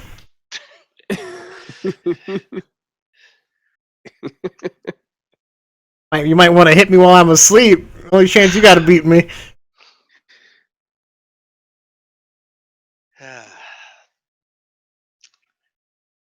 The intelligent don't rush into battle. They study their opponent. Study away. I just love the rivalry that's developing between the mages and the reptilian folk of the group. I've already got the elf on my side. Shit, that's one more ally I don't got. Capsic hasn't really chosen his side. Come on, man. He just likes breaking things. Yeah, and that goes against a bard, which is a weak ass mage, but a mage nonetheless. As you guys all start to wake up and eat your rations or whatever your meal of choices for the day. What's your plan of attack?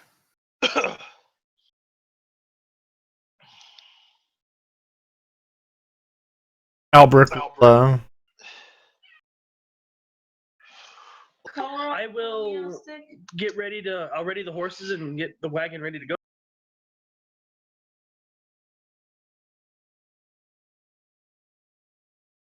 Okay. Is there? Can I make a perception?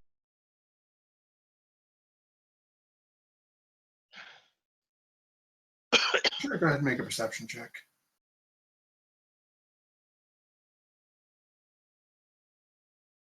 Fuck my. Hold on. For hunting, that would be a survival roll, not a perception roll, though, Blitz. Yeah, I asked for. Yeah, well, go ahead and make a survival roll. We'll let it flip. Why not? Almost. Sure. As you look around, you see a couple of horses. No. Couple of squirrels over in the base of this big tree over in the southeast. I need to impress my dad, man. I need a bull. You're in a forest, man. You ain't finding that. It looks like you need a horse.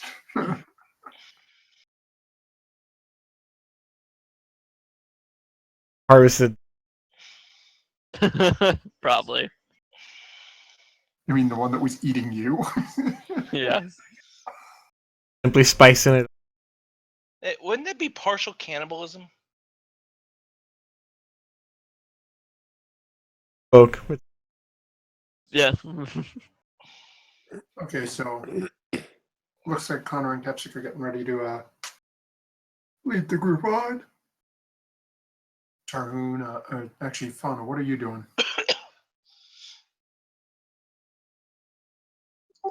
I decide once Alberic's awake to stay near him. Okay. 4 versus 2. There was, Hey, and the two are still kind of distant themselves. so as those of you who did not notice for there, which I think is only Kepsic, Sorrow, and actually Connor Sorrow, so that's just Kepsic and Sorrow. You guys know. Back to Veneer. Oh, sorry, Veneer. That's right. You're human again. Veneer, you now notice that Fauna has walked up and just sort of sauntered her way up to Albrecht. Oh, the snacks pack. You shut up. I'm glad to see that the butter did not drive you away. Who called me a snack? Was there the guy up with their honor? Excuse you, sir. I am not a snack. I will slit your throat in your sleep if you call me a snack again. Yeah, yeah. Just Slit chuckles. your throat, fool. Okay, Sorry. now the hype man switched. Sorry, I just think everyone without scales is snack. You can see it coming. Okay?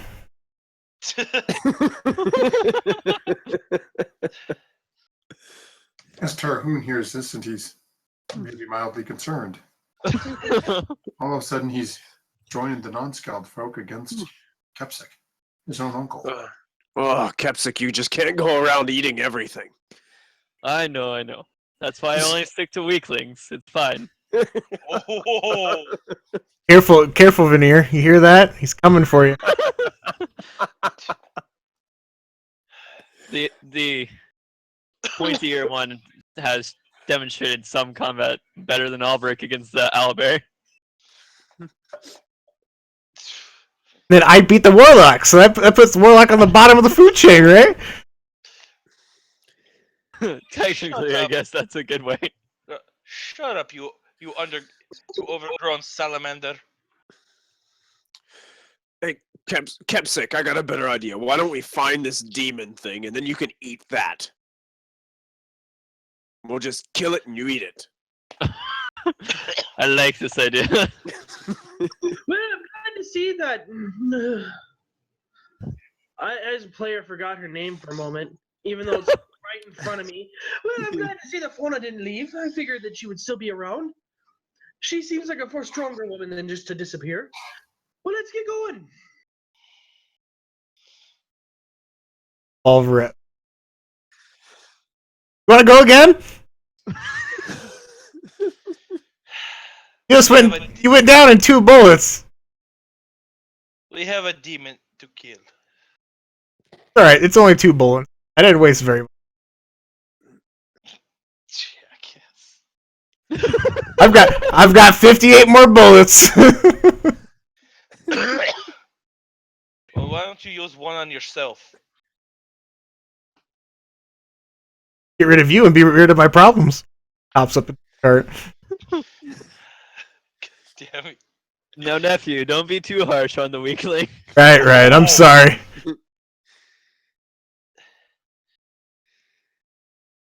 Okay, so Tarhoon, you walking beside, you hopping in the cart. What's your plan? I'm walking beside. I'm ready to smash some demon face.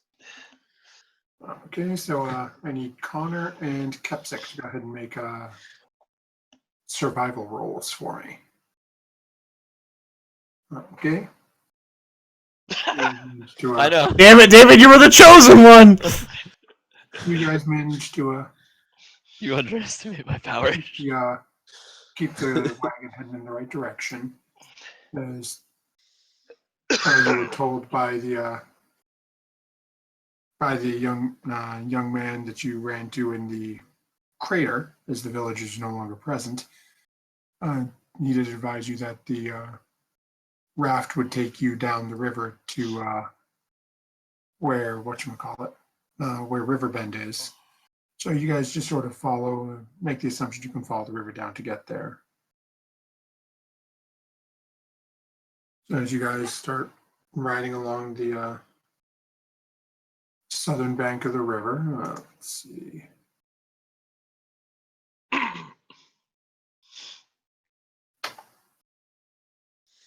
Okay. You guys go. It gets to be about 1 o'clock in the afternoon, and off in the distance, you can see the river sort of bends down and starts heading in a southerly direction. And on the other side of the river, you can see some small fences and houses in the distance.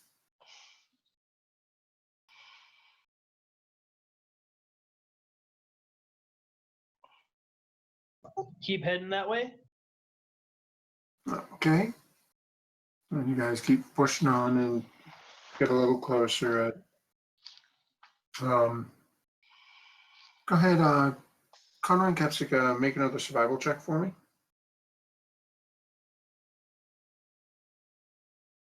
Yeah, you guys are moving right along without too much problem. By staying closer to the shore of the river, you have managed to avoid a lot of the thicker forestation. It's making it a little easier to travel for you guys. You end up pulling up to where the river turns southerly in front of you. And there across the river, you can see Riverbend. As you sort of scan back the direction you came and look down the river to the south, Just around the river bend. you realize you don't see a bridge.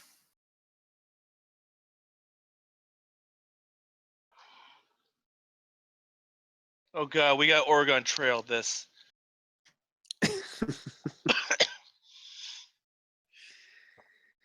Oh yeah. What are Wait. you guys doing? Which one of us is gonna be dysentery?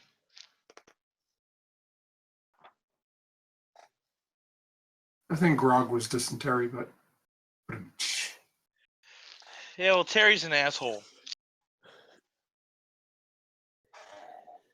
so what you guys doing? They haven't informed us. That's a fair point. 3 of you are in the wagon, and the wagon's just come to a stop. I can see us. We're in the back, just playing card games while they're doing all the hard work. He and the elf are playing. Yeah, Tiefling had to play with, ain't allowed to play with you guys. You can watch to learn something. I guess we just inform them of what's going on. Okay, so Kepsik yells into the back of the wagon. We can see Riverbend, but it's on the other side of a river. Oops.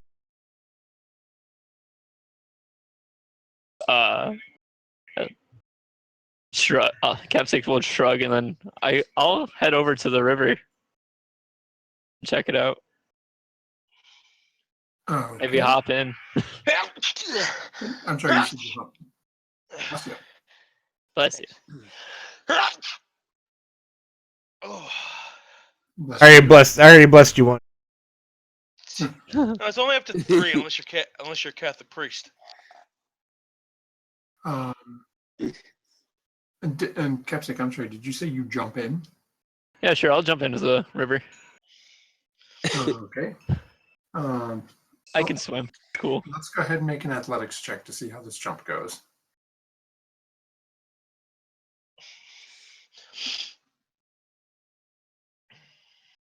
Okay. And how are you going? Are you diving in, or you just, like a little kid jump into a puddle? I'll do a cannonball. Okay. So as you guys watch as Kepsik jumps down off the front of the wagon, takes a couple little almost running steps forward towards the bank, jumps up and curls himself into a ball, and you watch as he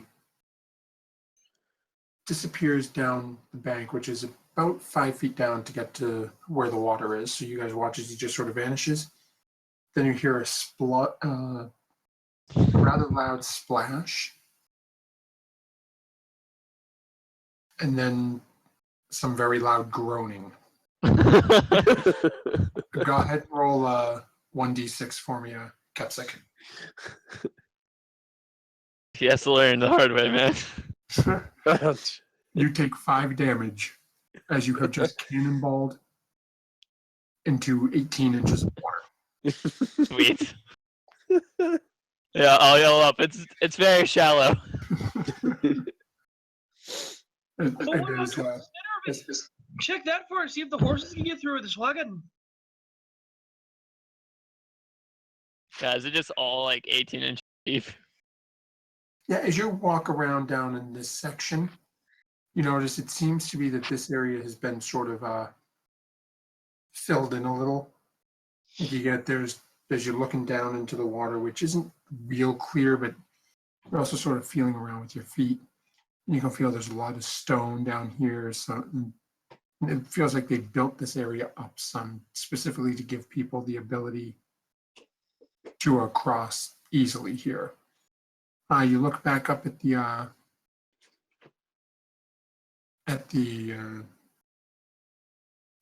just about the bank side that you jumped down, and it does look a little steep.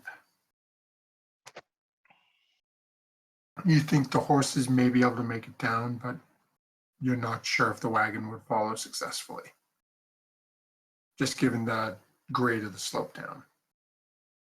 I don't think your wagon will make it down, but the horses might.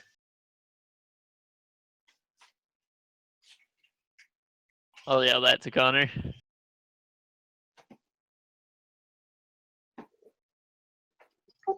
Then I guess we just gotta do this carefully. Is there a careful way to do this?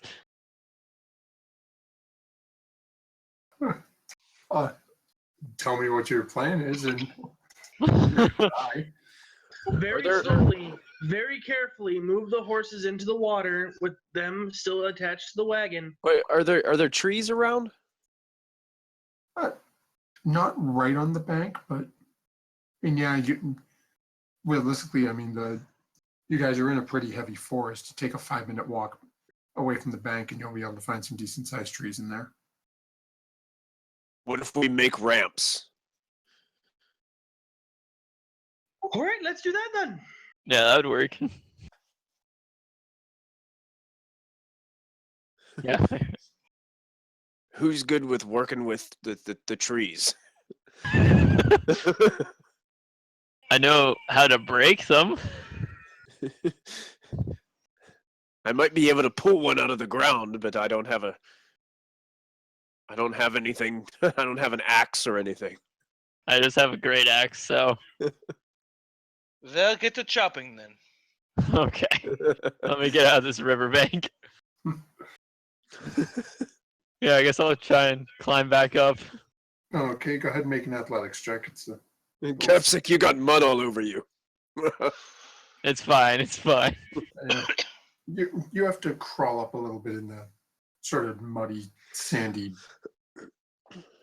incline, but you get up a little dirtier for wear, but sort of brush yourself off a little, and then make to find a tree. So who's looking for trees for Kepsik to be chopping down here? I will roll that survival. Tarhoon will go look around too. Okay, Same. go ahead and roll a survival check. Okay, so both Connor and Tarhoon and Kepsik, you yourself, find a couple I'll of help. really nice trees. Near points at the wagon and says, "Oh, can't we just use this?" He seems to be a little confused on what you're trying to do. Just stay in the wagon. It's fine. Don't stir the pot. What pot? Kepsik looks really I clearly confused. say that with a shitting grin. Kepsik just looks really confused and then just goes off to go chop down some trees. I love how everything we say comes back to us with perfect timing. It's just, it's outstanding. So yeah, do I have to make a roll for chopping down trees? Yep, you're going to make just a regular attack.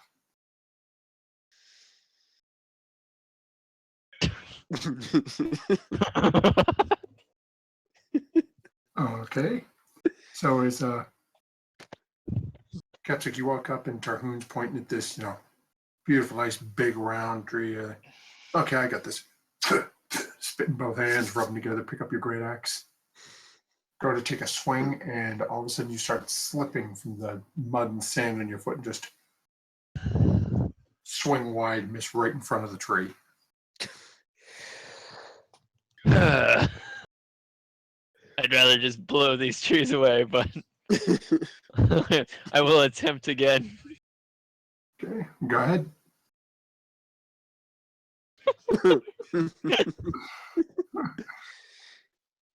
Take another Can I swing just with your axe and can I just try to?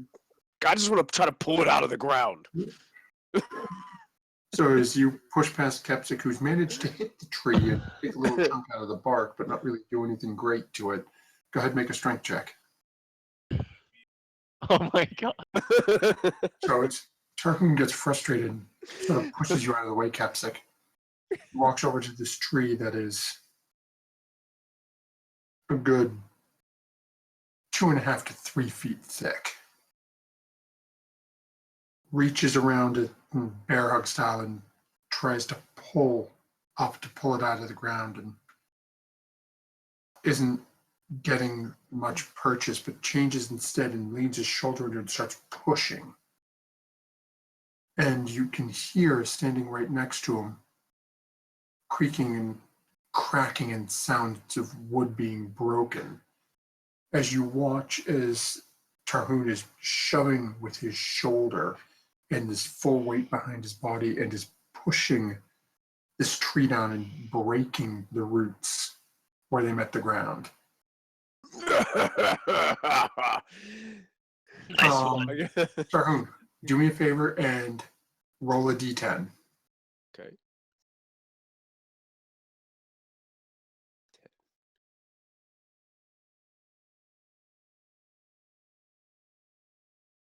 Okay, so as you start pushing this tree down towards the river, you realize that the roots feel like they're breaking a little funny, and it actually ends up tipping more.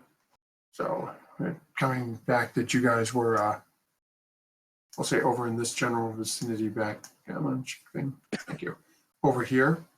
So instead of the tree falling in a nice, perfect straight line this way, you knocked it over and it fell over this direction.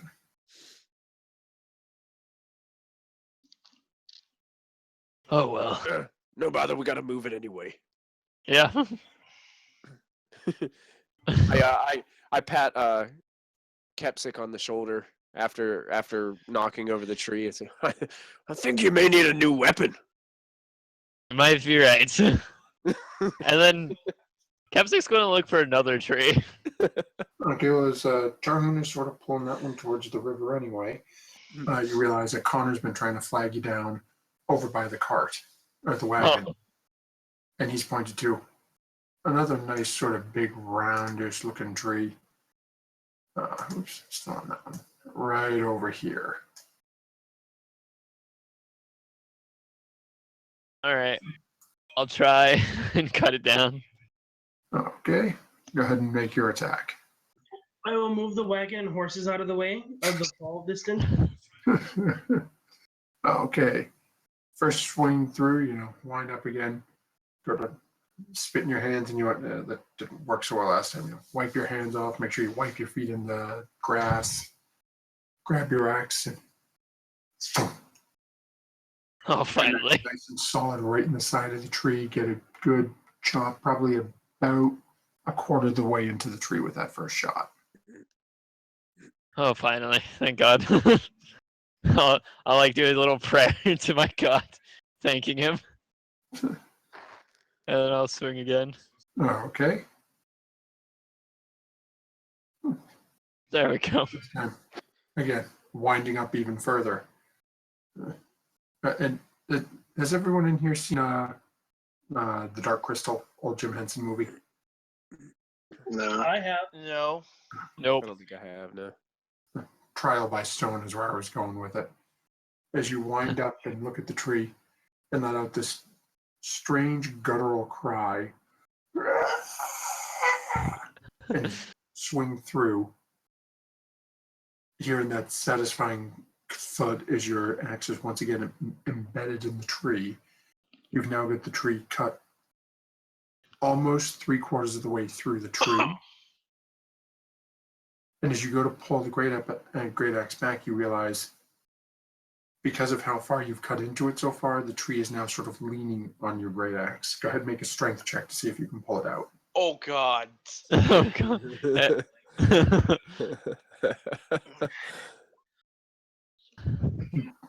As you guys hear him groan for a second, pulls the axe, slips right out after a couple of seconds. Oh. Can I just push the tree the rest of the way down towards the river? And go ahead and make a strength check. Okay, as Kepsik is so impressed with what Tarhoon has done and how much he's out of the tree, he's like, "Yeah, I got this now." Takes a couple of steps back, takes 2 steps forward, grabs the tree and shoves his shoulder into it. And here's a pop as his arm is limp as he has dislocated his shoulder. And I will use one of my bardic inspirations on myself. And try to push this over. Hey, has everybody here seen The Nutty Professor? The first one, at least. You mean the Jerry Lewis one? No, the Eddie Murphy. Oh, yeah, years ago. Yeah, it's been a while. I got Okay, a 19 to push it over, Blitz. Fuck me. Sherman's mom. Hercules, Hercules, Hercules. Oh, God. As Kepsik is over there and he walks over to where the carriage is, as he watches Connor jumping down and sort of, goes to work for a second and pops his shoulder back into its socket and sort of grumbling. He watches as this gnarled, ancient-looking old bard walks over, takes a look at the tree for a couple of minutes, walks around to the other side of the tree, shakes his head and puts 2 hands up in a very specific spot on the tree, and then grunts once as you watch his arms flex and he pushes the tree down. Michael, that is evil.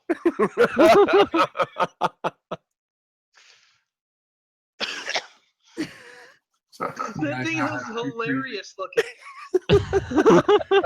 if they look like that, I wouldn't be so petrified of them. That is until, one of them, ate a kobold. Well, you guys get the 2 trees knocked down by the river. What are you doing? Guess Tarhoon will just try to kind of position them in a way that makes the bank less, just less steep, so the wagon can just kind of position the tree so the wheels can just go right down them. Okay. Let's say go ahead and make an intelligence check on this one. Capsic's gonna give a nice pat on the back to Connor for his amazing feat. Here, I thought you were stronger than I was. I'm having a bad day. As Tarhoon, you walk back and forth a little bit, and given the size of the trees you guys just knocked down, you guys take about the next. It's getting to be somewhat late afternoon, like early evening, right around dinner time. But with the group of you guys in that role, you guys managed to figure out that based on the size of the trees, you can sort of jury rig yourself a bridge using them.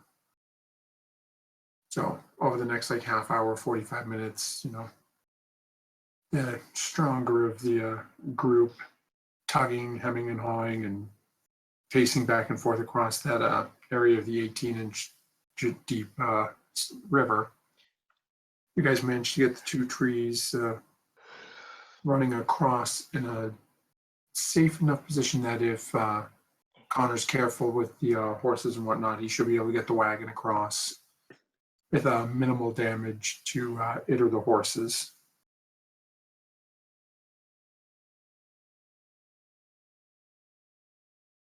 Careful now, Connor. Careful.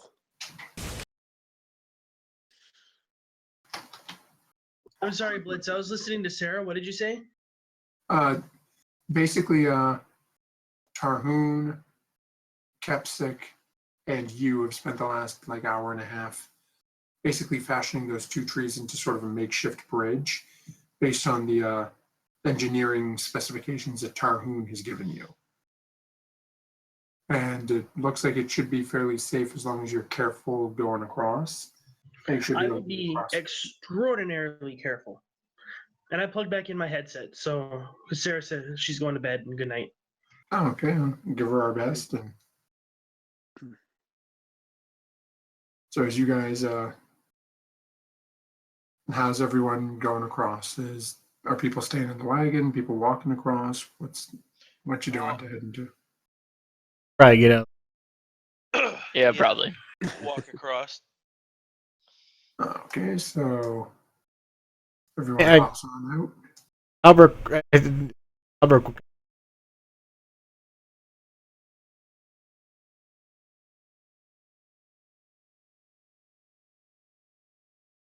Well, it's not going down. It's literally, you guys chop down two full-grown trees.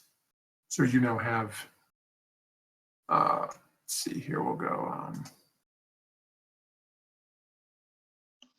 Come on, I'll give you something useful. Really? Okay, you'll do. You guys now have to. down in the water. Huh? So we basically dam. No, they're running right across up top. Because it's about a good 5 or 6 foot down. So you guys have just sort of jury rigged these up so it's enough for you guys to get across.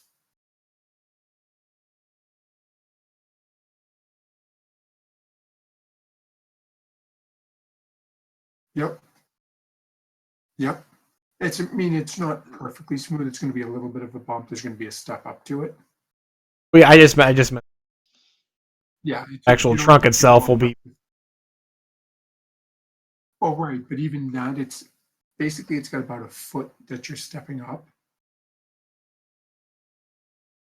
'Cause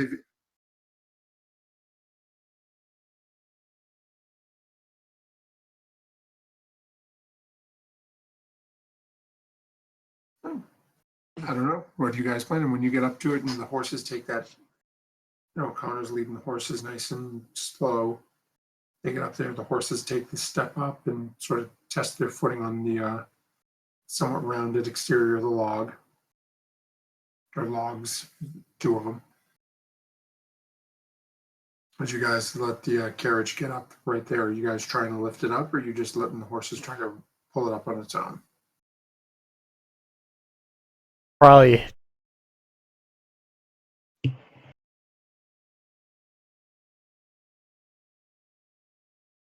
So is anyone going to help out? Albert trying to, part of it to. I'm dealing with the horses right now, so I strength his ass. I'll try and help. I'll try. Well, me and Kepsa can take one side, and then probably need Tarhoon to take the other side. And I'll help Tarun on his side. Okay, so all four of you go ahead and roll strength checks. Holy shit.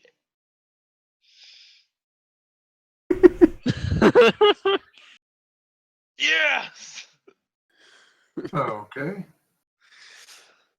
So it's a little uneasy getting the wheels of the cart up on here. As you guys notice that Veneer and Tarhoon each reach down with one hand and just bicep curl the cart up. They just look at each other in old school SNL, we are going to pump you up. Right up like it's nothing. Meanwhile, Stop being such a girly man. I'm 3 feet tall, man. The wheel's bigger than I am. on the other side, Albrecht is really struggling with that rear left wheel. Kepsic on the other We're both. We're not. We're two people are on the very front wheels. I get the front wheels. Oh, I assumed you guys were on, one on each wheel lifting up clean jerk. All right, we got you. People are both on each front wheel. And once the back wheels come, then we lift up the backside. Okay, so as uneven as it may be, with Veneer and Tarhoon lifting it up and lifting the empty wagon up so easily, Kepsic and Albrecht's side is a little shaky, but you guys managed to get it on the front two wheels onto the logs without any damage. That way the cart can go up and the back wheels. Yep. Entire cart, we're just. Okay, so go ahead. I need all four of you to make another strength check.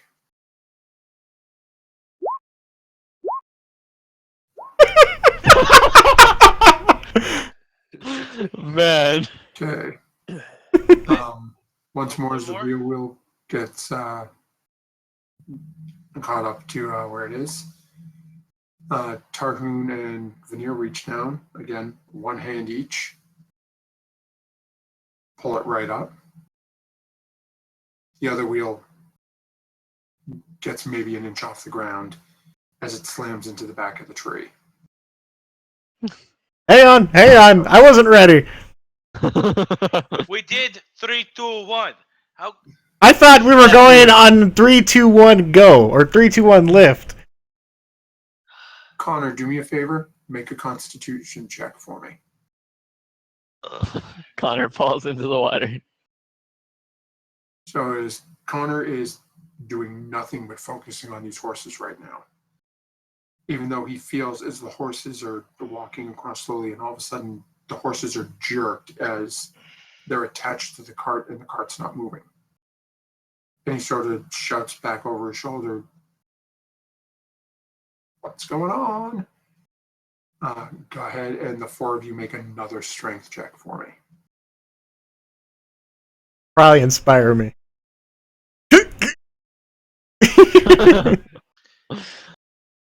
And we're just waiting on Tarhoon. the kobold is technically stronger than me. I have a -1 modifier. Okay. So this time with -1. How come you roll? he. Oh, I thought it was Brian that was talking. Like I was like, So as Tarhoon once again walks over, and you can see now Veneer is starting to show signs of this taking it out of him. Kepsic and Albrecht give it every muscle of their being, and the four of you manage to get the back two wheels onto the logs, and over the next, we'll say, 5 or 6, we'll say over the next 10 minutes or so, it gets across there and you guys are able to lower it back down onto the ground. I told you.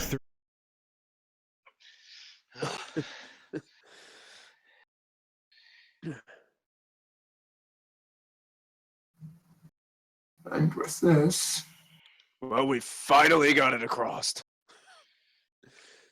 Yes. Woo! We did it. You know, Connor, it'd be a lot easier if you had a smaller wagon. Oh no, I plan on getting an even bigger wagon. Next time you can do the lifting. I had to watch the horses.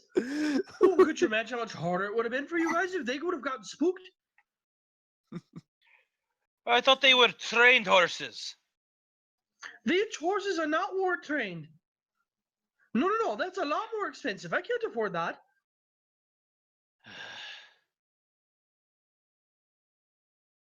so as you guys are having this conversation,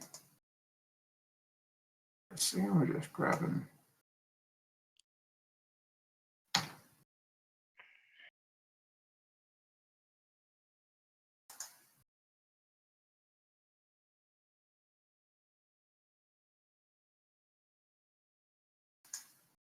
Hold on.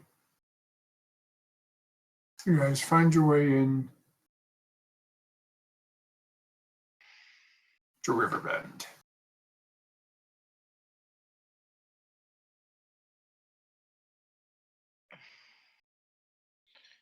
There it is. Finally. I'm at the D. Oh, bloody hell, did I forget? That is supposed to be on the GM layer. My bad. It's evening. He's not out yet. Here, man. As you guys start coming into town here. Oh god, I just Look, the guy beat us here. Yeah, you guys took so long with the cart stuff that he beat us.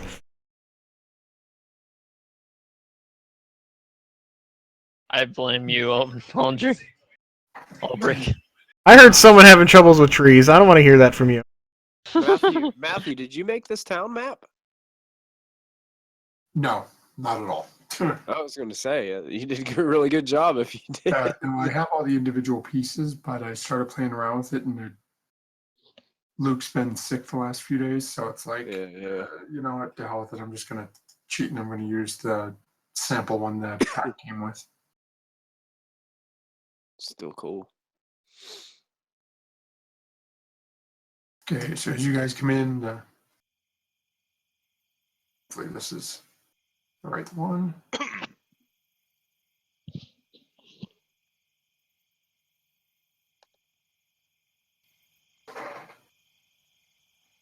So as you guys start to come into town and you're starting to hear crickets and the typical noises of the evening, do me a favor, I want everyone to make a perception check. Is it 8 or? No, you'd be at normal for this. Cool. wow, this ain't good.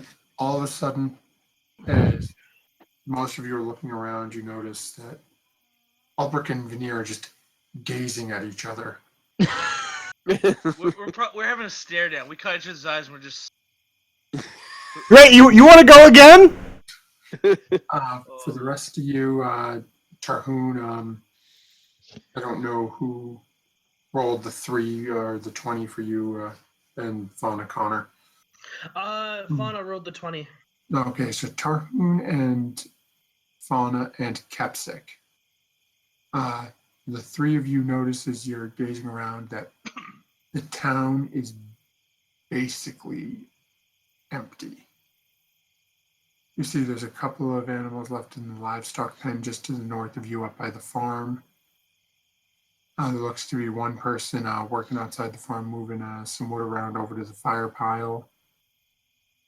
And somewhere towards the middle of town, you can hear the Sounds of hammer striking anvil.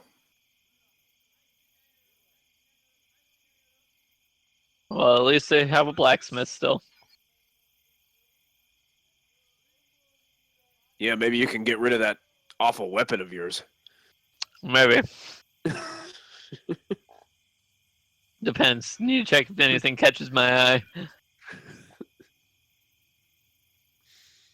So what are you guys doing?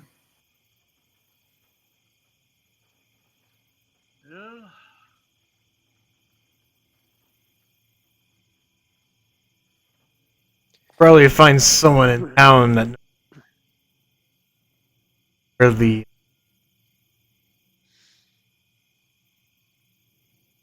better to.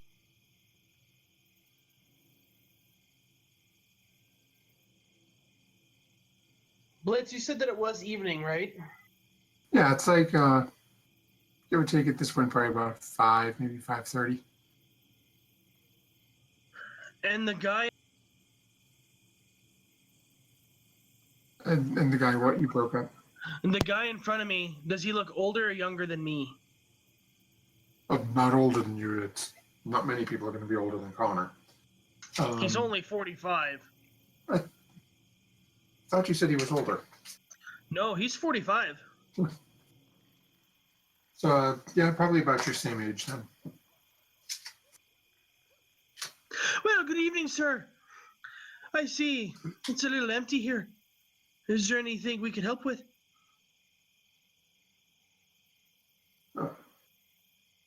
If you came here, you must not be from around here. Everyone around here knows what's going on. As you Wait, can I see, know what's going on too. We're here to help take care of that problem.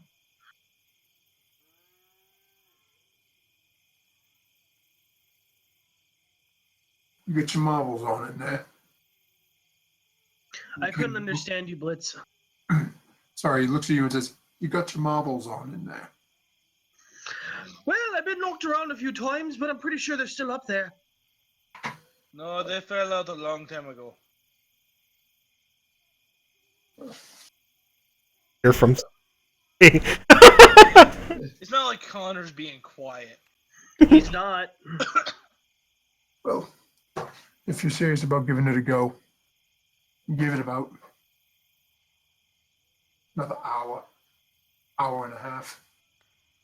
It's typically when it starts coming through. All right, is there a safe place where we can put our wagon and horses for the night? Well, given that it typically shows up at the Bloody Stones in the north, I'd say park them behind one of the houses in the southeast section. All right, thank you. By the way, my name's Connor, and yours? Come see me if you're alive in the morning and we'll talk. Oh, I'm pretty sure I'll be alive in the morning. That makes one of us. Well, you see, I've already been killed before and I was brought back to life. I'm pretty sure I'll come back, no matter how much somebody wants me dead.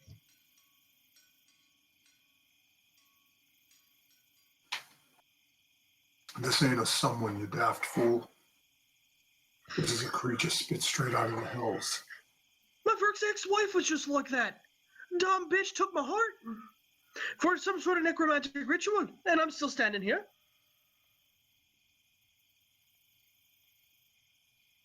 At this point, he's just looking at you with a confused look. So I is speak the truth. from Fauna. What'd you say? I couldn't hear you. He's giving you that same look you started getting from Fauna, like, oh my god, he's still talking. Hey, it's true. I only tell the truth. And then I'll go move the wagon and the horses. And so, what's everyone else doing? Is Connor's now starting to move his horses and wagon over to the side. Take a look. In Veneer talking about the wonders of life and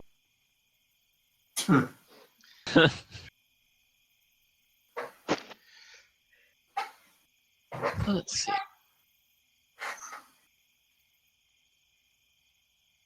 And then when I'm done with the horses, I'll go talk to the blacksmith. Okay. All right, so maybe we should set up a point and see where this thing comes from.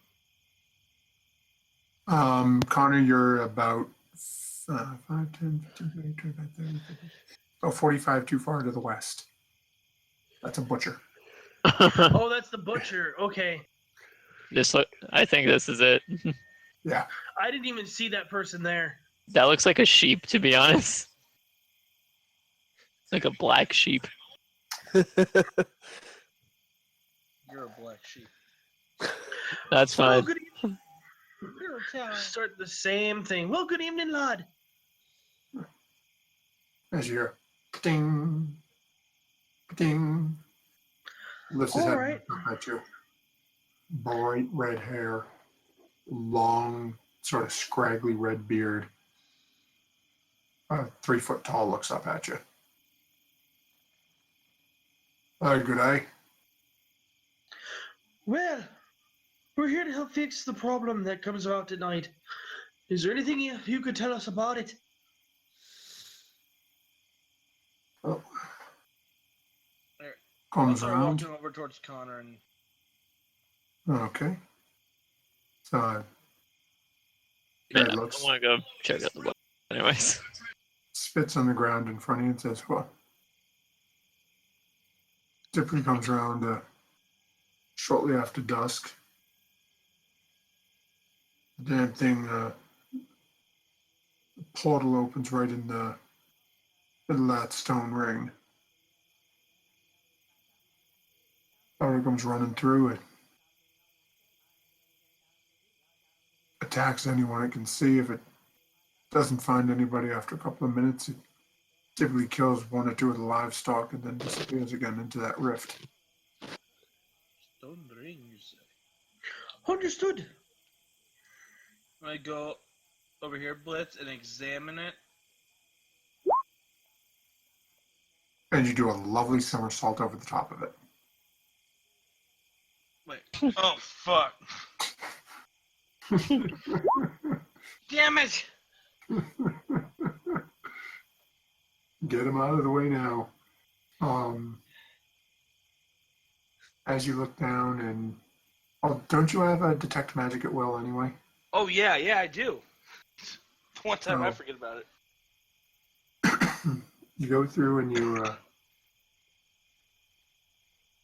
start examining the stone. And as you're looking and remembering back to the song you heard in the Drunken Rat, and you look at the other stones, you start getting the very strong sense from them that there is something mystical and magical about them.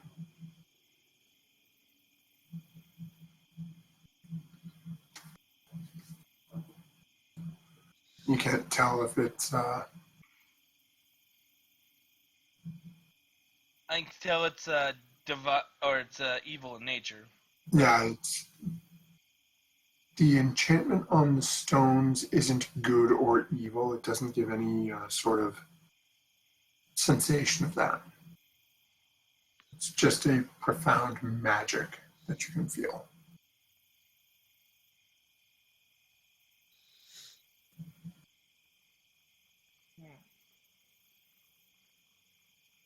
What's everyone else doing? Talking to the butcher. Okay, before I jump over there, Tarhoon, Albert, you guys are still hanging back. What are you guys doing? I'll kind of just follow Tarhoon around. Tarhoon's just gonna kind of walk around and maybe investigate to look for maybe tracks on the ground or anything that might stand out to him. Okay, go ahead and make an. I'll assist him. Okay, so make an investigation check with advantage. Investigation. Okay. So as you start looking around and examining everything, you do come across a couple of spots where you see a large number of what appear to be horse tracks. And as you sort of half groan to yourself as you look at the animal pen in front of you and see a couple of horses in there, and then look over to your left and see the top of Connor's wagon, and realize that, yeah, in a village with a couple of horses looking for tracks for something that just the lore have of a horse is going to be very difficult. I'll motion for Ulbrich and Tarhun to come over to where I am. And while they're heading over there, Connor, what are you asking the whatchamacallit? The butcher? Yeah, that's it. Well, good evening. We're here to help you with the problem that happens at night. Is there anything that you could inform us about? He sort of laughs and says, "Don't be out here when it shows up." Connor have to. We're going to take care of it. It's your funeral. Look at the town. It's not touching the buildings. It comes out and killed a couple of the villagers. Then the people started to try to leave, killed a few more. It's gotten to the point there's only 3 of us left. All right. Well, is there a place that we could stay at? Yeah, I noticed that too. I mean, if I was dealing with if I was just being crazy or not. No.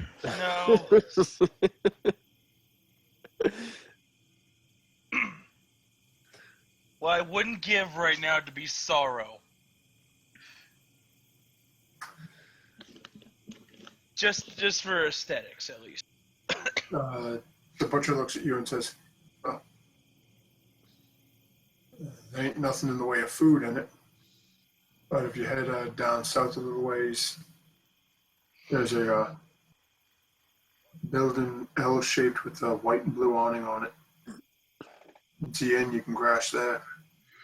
He's talking about that one, right? Yep. All right, well, thank you. By the way, are there any other houses we could stay at so we could maybe monitor the thing overnight?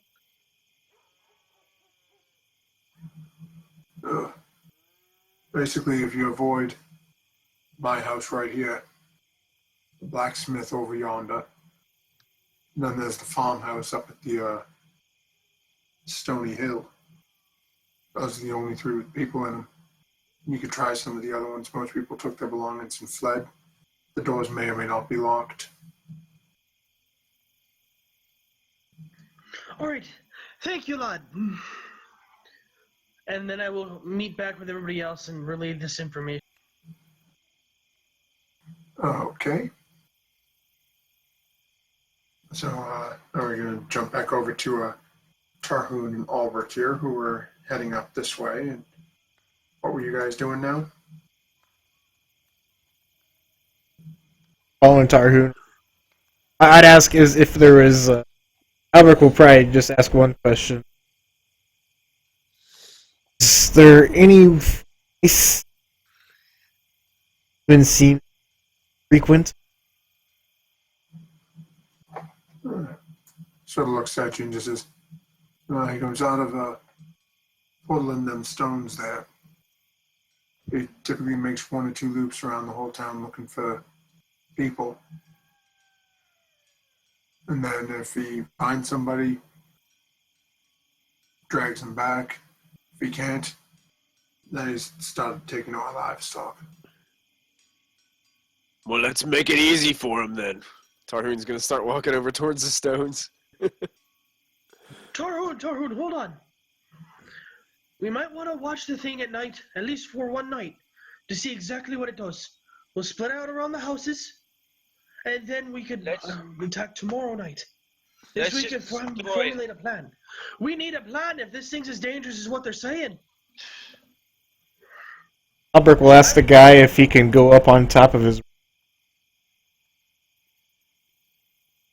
He sort of looks at you a little funny and says, If you think it'll help. I don't have a ladder for it. You're gonna have to sort of jump it. But Tarhoon, get me up on this house, and I can. All right. Tarhoon like locks his hands together and make like a step. I I'll, will be assisting him this week and have advantage on his strength check. then can I like run and like jump and like acrobatics to try and get up there? with everyone helping you, I'll say sure. And huzzah! Son of a bitch! That's two in a row and like fourth on the night. You do have advantage, so go ahead and roll it again. Oh, that's right. I've got 2 new sets of Cthulhian dice around me. As That's right. Tarquin's got his hands out and makes a little basket for you to step in. You go to step with your first foot and start to stumble, but manage to just jump on your foot that was still on the ground, land in his hands with that, and he pops you into the air. You know, tiny green cheerleader style, but you land rather. Well, actually, make a dex save. Let's see how you land. Oh my god! Oh man. I'm gonna roll the dice that Michael sent me real quick. Let's just see what it is. It's a natural 20. All right. Take a picture for proof. So as Albert goes to land on the roof, he lands, arms and legs outspread a little bit, looking sort of like a cat that you just tossed off the couch. And it hits the ground and it just sort of lands and it's looking around like, am I okay? Yeah. Oh, okay, I'm okay. So you are now up over here on his roof. Alright, Blitz, at this point, because I've heard what it can do, I will gather large branches for him. This way he could hide underneath the branches on top of the house. And I plan on staying at this house over here. Okay. So as Connor's out, Connor, go ahead and make an investigation check. Well, I'm not over there yet. I'm just showing you which one I plan on staying at. I'm like, so what are we going to do? Are we going to spend the night to plan, or are we just going to go out and kill ourselves? I'm ready to kill myself. I'm ready to kill myself. I'm all for fighting it tonight.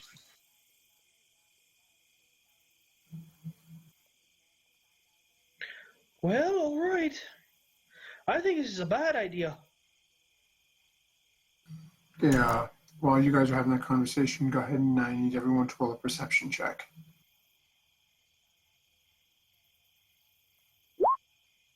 Another crit fail.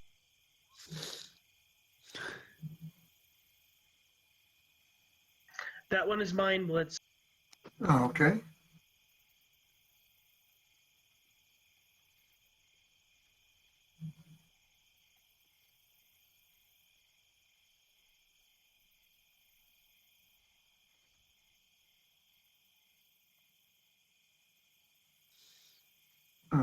Okay, so we've got one. Okay, 1, 2, 3. Oh, he's in here. That's what I'm waiting on. He's not here. Sorry, momentary brain freeze. Yeah, Michael, that was the first time I rolled your dice. It's a 20. So, what are we waiting for? You got to roll a perception check. One on it. Never mind. Okay. It's not lucky, it's fair. Right. Albert and Tarhoon. You notice is the southern stone closest to you starts to vibrate and shake. Oh shit. Rune, do you that? Connor, doesn't look like we're gonna have a choice. I would like to roll stealth. Well, Woodsman, can we just run into your house real quick? Okay, Tarhun, good to know, Albrecht. can you help me up onto the roof quick? No, this is my this is my house. I am. Find a different roof. You're on the roof. Yeah, he grabs and throws. Oh, thank you. What does the woodsman say? And I will be trying to persuade him to let us do it. So, what are you trying to do now? Would it be alright if we just quickly run into your place real quick? It won't be long. We just want to see what's going on. So, he's looking at you sort of,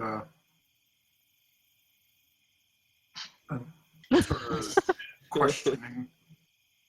And, why do you need into my place? Because the stones are starting to grow. And you said it yourself. It's just going to kill us all.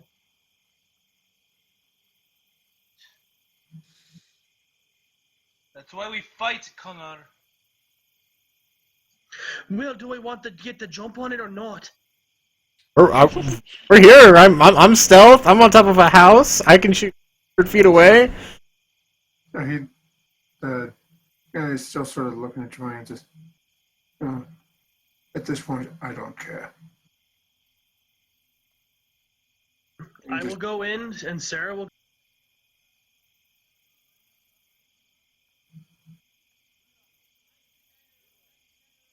Okay, and what is Kepsik doing? Is Tarhun staying outside?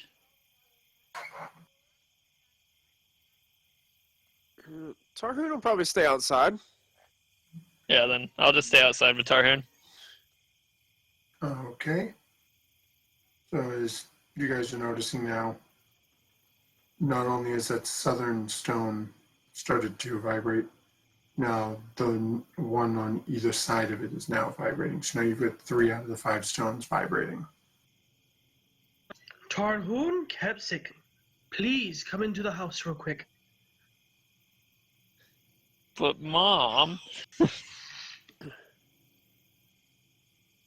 Look, I understand all of you are really excited about adventuring and killing a demon, but don't we want the drop on it? How are we gonna get the drop on it? yeah, We I was. come flying out of the windows and out of the doors. Not break this poor man's house. I'm already paying for the tavern, man. Come on. Oh, he does have a point. Tarhun's gonna walk in the house. He hits his head on the top of the door. Now the squishies are outside alone. Yeah. I'll Tarhun's just gonna move try to towards the position. I'm gonna try to find a window in the top part of the house that I can look out of. Okay, and Kepsik, But- you're still staying outside? Yeah, I'm gonna stay outside to make sure that he can't get onto the roof. Plan went from decent to shit. Kepsik's got this. When Yeah. was it ever at decent?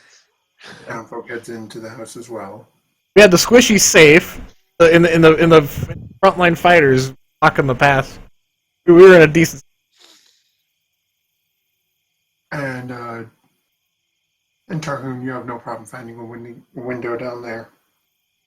And they both could have went in one. Okay, so you guys are looking out of the window on that section, and you notice the last 2 stones in the back all of a sudden start to vibrate. And you see all of a sudden, basically a cat's pupil style slit appear in the central area.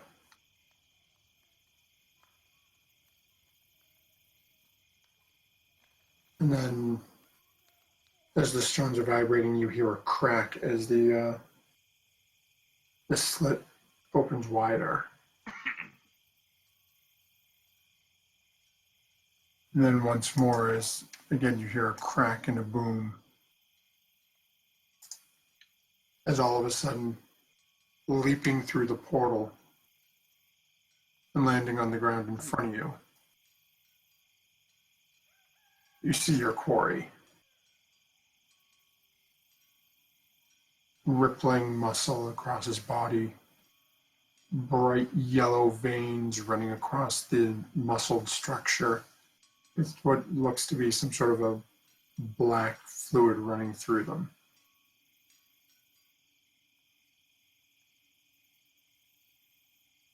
The action.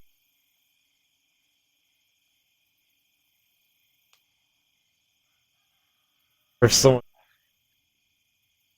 Well, Sarah has things because of this is a surprise round, so it's going to be auto crit with max damage if she hits it. I'm gonna cast Shatter. Oh, So Okay, so Well, was there there? Shatter is the signal. Okay. I would then shoot. Dalton, there is no door on that side of the house. she comes right out the window. Wait, she has a bow. Why doesn't she shoot from the house? Yeah, that's a good point. Okay. Okay, so I was going to say she'd have to make an athletics check to make that. That's 10 feet down. Or an acrobatics for her, where she's a rogue. So, okay, as this thing jumped through now, what's everyone doing? We've got David is doing grip point. I'm using Witch Bolt. I am using Vicious Mockery. Not close.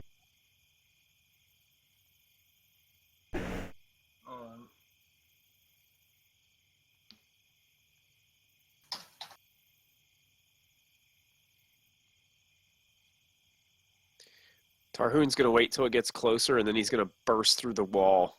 Oh, good. To break the fucking wall.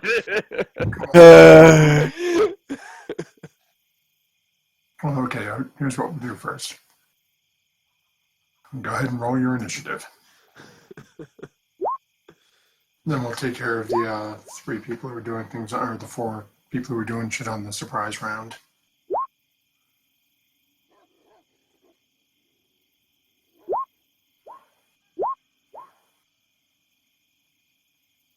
Man. Hello. Huh? And come on.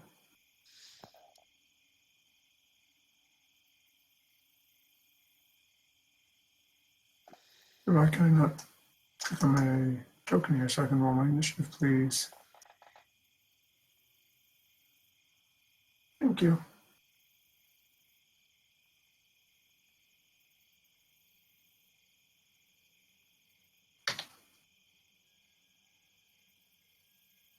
Okay, and we are going to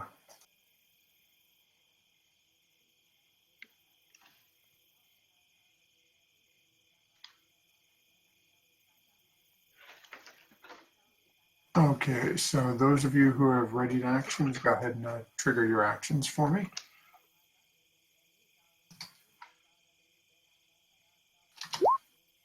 And then I'm also using my Channel Divinity on it. So it will do max damage instead. Okay.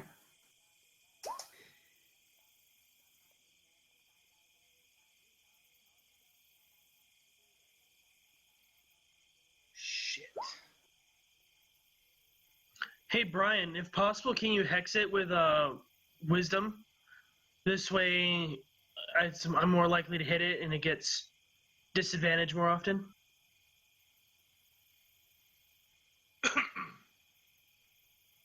Well, let me see what the range for Hex is.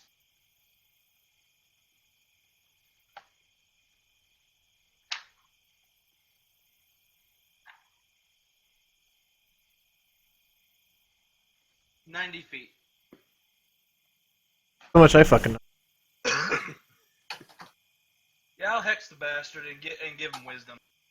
He doesn't get the damage, but a black circle appears around him. Okay, hold on.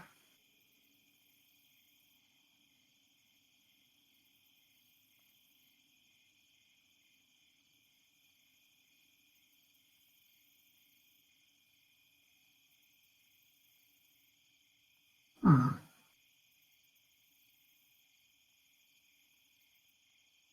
Okay, I'll toss this out to, I'll say to anyone here. Hex is necrotic. If a creature is immune to necrotic damage, is it immune to Hex? I would say it'd be immune to the hex damage, but this is an extra side effect. It's things like that. I don't know. That'd Okay. be my ruling on. I'll run I with should that. have rolled an Arcana check. Now, at this point also where, actually, okay, he's on there. I need all of you to roll wisdom saves.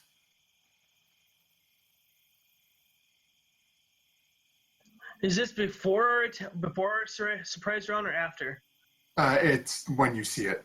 I forgot about it until I pulled up the sheet. Uh-oh. This first one is Sarah.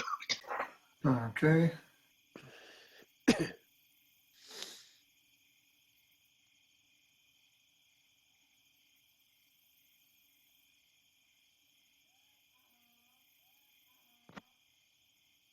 Okay, so Albert Kepsic.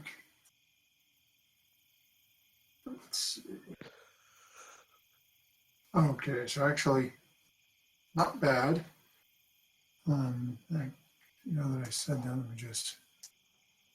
No, okay, yeah, that's right. Come on. Okay, yeah.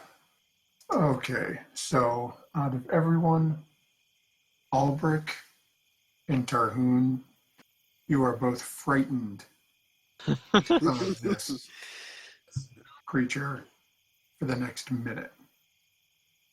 Cats. At the end of each of your rounds, though, you repeat the save at disadvantage.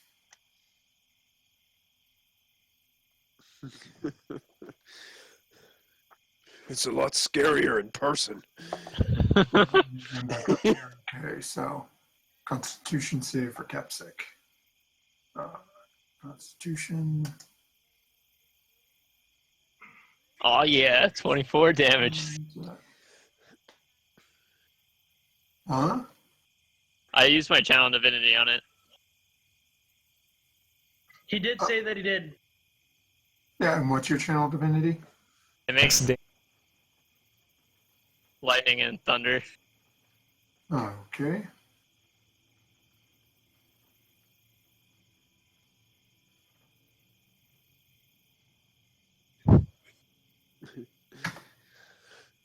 And then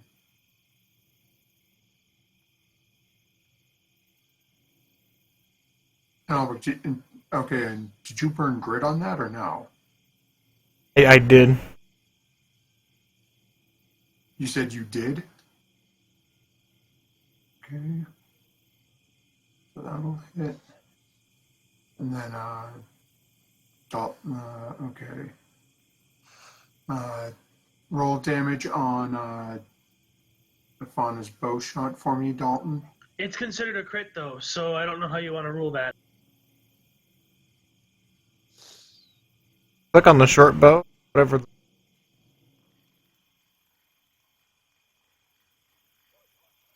Yeah, just and then roll 1d6 on it. Because you would just double the dice. You don't get the dex. Do you want me to bonus just roll the 3d6 because of the sneak attack too, or do you want me to roll the 1 and then the 2? Well, the sneak attack gets. But it attack damage doubled as well. Okay, well, 5d6. 1. Let me take a look here. I got to look at the rogue. That's the one from the bow, right there.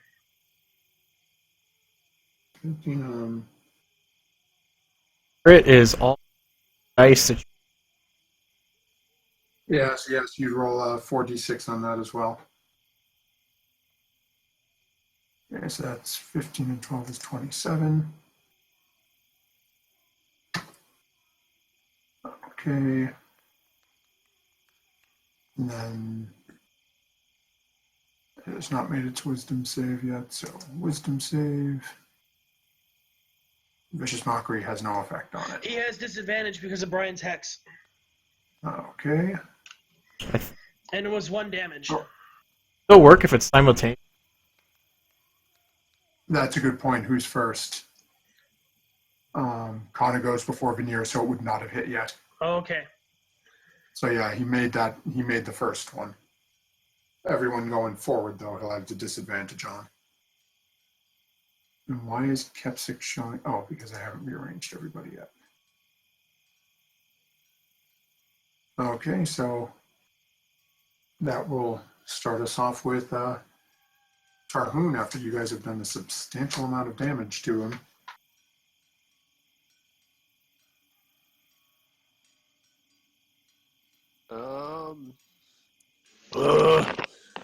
I don't want to go near it. Tarhoon will A javelin through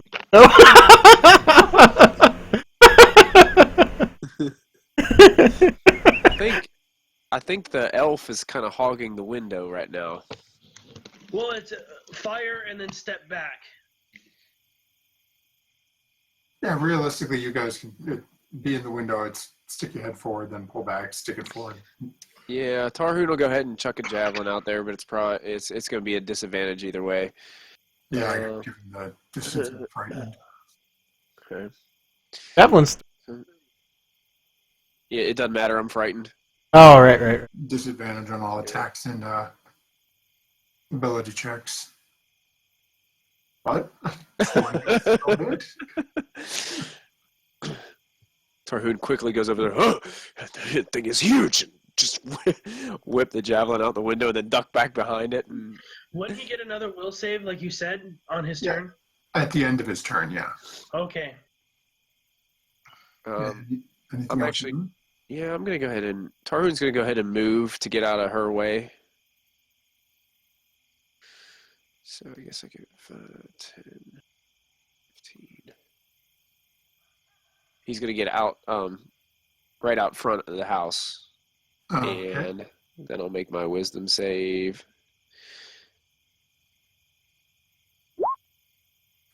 Nope. Okay. I'm immediately regretting this decision. And that'll end my turn. Okay, so we'll bring us over to Fauna in the window. All right, now because it hasn't moved yet in the initiative, her attack has advantage. Yep.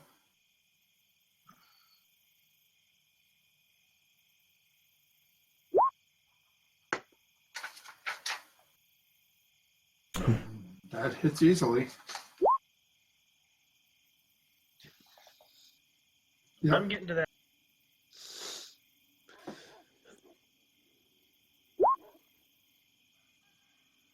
Okay, so that's another 17. Thing is definitely taking some serious freaking damage. Rogues, what can you say? And to think, I was almost a rogue as well. Okay, is she doing anything else? Ducking back behind the wall. This way, it can't just go right for her. It has to aim around something. Pretty much gaining Okay. cover. And then, okay, that will bring us to you. All right, I will viciously mock. Okay.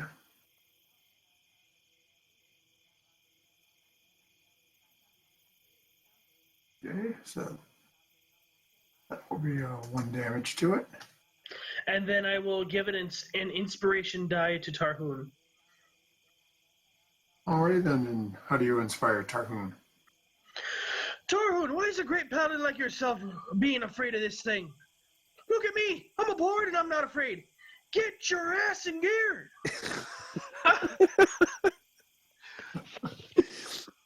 Best inspiration ever. Okay. So, and that'll end your turn. You're not moving anywhere? Nope, I'm happy with right where I'm at. Okay, so that'll bring us over to Albrecht.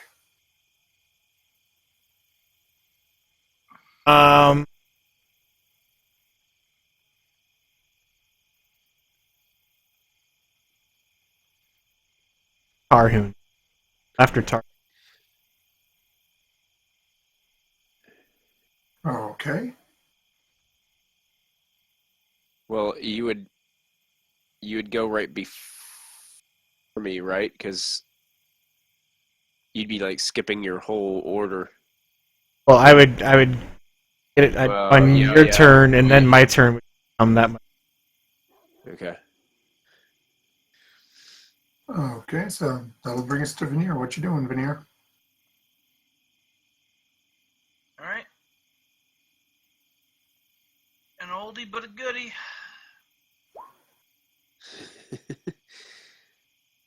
Okay, let's see here.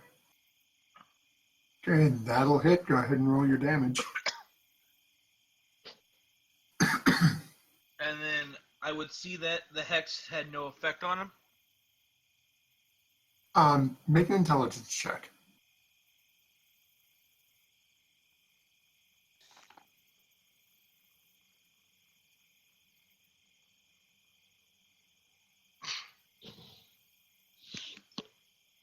And you really don't notice at this point. You're just, it's hard to tell with how much damage this thing has taken so far. Yeah.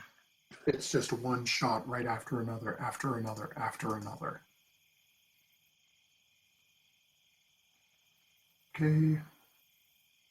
So this, I really thought I had one for that in here. Give me a second. I'm just looking for an icon.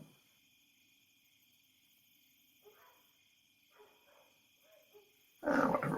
The one night the Knuckle of E brought friends. Okay. No, this was not set up to bring friends, and at this point, I'm really wishing it was. But You the thought it was gonna be overpowered too. The nice part is, though, we have a lovely little chunk of space right here. Oh, he can hit everybody. What? So, Fireball. Oop, nope. Come on, back to the selector. I think you could hit the bar.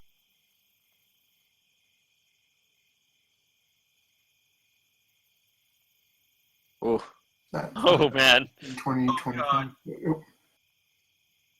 Sorry, there we go. That's 30 and 5, 10, 15, 20, 25, 30. No, off on both. Okay. A giant 30-foot square cube of poison gas fills that entire area with a green fog.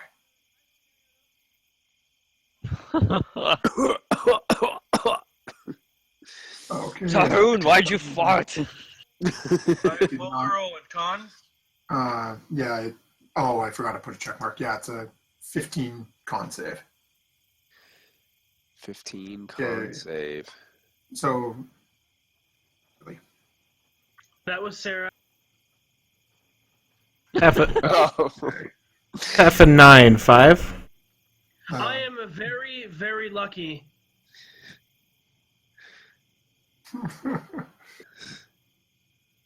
18 poison. okay, Ugh. 18 poison damage, and you are poisoned. And is it 9 to those who saved?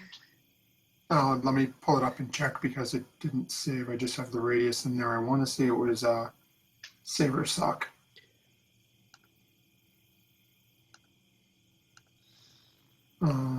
Let's see here. Scroll. Okay.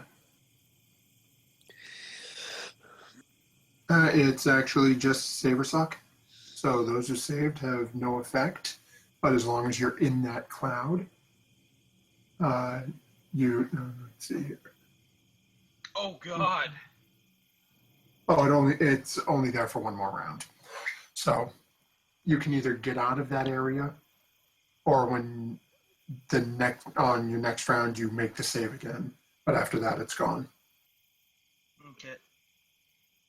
Okay. And that's so it's only Tarhoon, and yeah, you burnt a luck. That's all of you. And He is going to burn his full movement to charge right up over actually to the window. To the wall. Put the sweat drop You know down my what? balls. He's going to charge right up here. He's now looking for Veneer. Let me go there. He just poisoned himself? Nope, immune. And that brings us to Kepsic. All right. To cast Shield of Faith on myself. Okay. And then I will cast Guiding Bolt at him. Okay. Level Now is Guiding Bolt a range spell or no? Yeah. Does that mean he gets disadvantage where he's in melee range? Awesome. Oh, So go ahead and roll it a second time for me. If you hit, we'll use the first damage, but can handle even disadvantage ain't saving him. Okay. So and that gives whose ever attack is next advantage. and yeah, that'll end my turn. Kepsic's just laughing maniacally in excitement for fighting something. Okay, so that brings us back to Tarhoon. Did you say? there's a- You roll your poison save again. Do I do both saves or just one? Do I have to do No, a poison and a poison- frighten? Yeah, the poison save is at the beginning of the round. The wisdom saves at the end of your turn. Okay. Poor Tarhoon. Poison is That's what you get. constitution, right? That's what you get for going into the house. Right? Yeah, I should have just stayed out there. Okay, so Still poisoned. I'm still poisoned, still afraid. And hurt.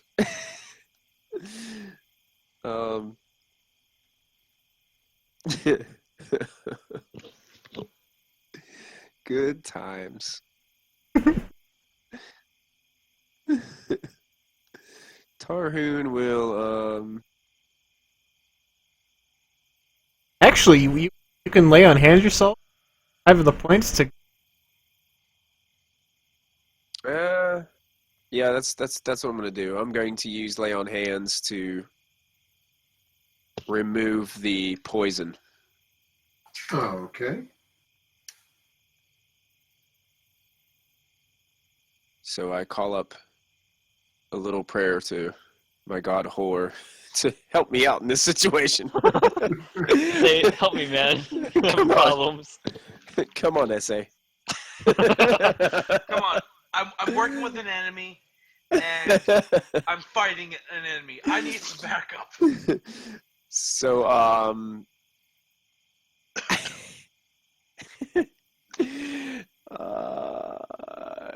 I guess I'm just gonna stay put and then try to save out of my fear. Okay. Quick, can I use the bardic inspiration on this? Any D20 roll. Yeah, it's anything Okay. you roll with a d20. And this is wisdom, right? Yep. Okay, so wisdom. Don't even need it. Nice one. All right, So, and not that'll that end I my think he'll be turn. around, but okay, so that'll bring us over to Albrecht, who held his action until after Tarhoon's turn. Right. Gonna hit him with sharpshooter. Now, I have pack tactics, Guiding Bolt. Yep, but I have disadvantage from the fright. Great because of pack and advantage. it doesn't stack. They don't stack, yeah. And you'd have disadvantage because he's within melee either way. I'm on top of the roof. I'm not within. He's 10 feet tall. You could How's make how's the building? Either way, it wouldn't stack though. It'd still just be a straight roll if you were to with the pack tactics and the disadvantage.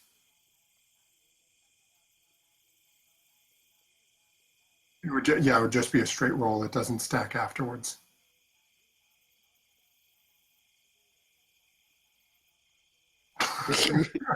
Yeah, you really didn't need to worry about that. That's max. 24 is if everything stars align. Okay. Now it is for him not to be too immune to necrotic, and then you put hex on him. I'm gonna go ahead and action. Holy. Okay. Don't get cocky now. Do it again.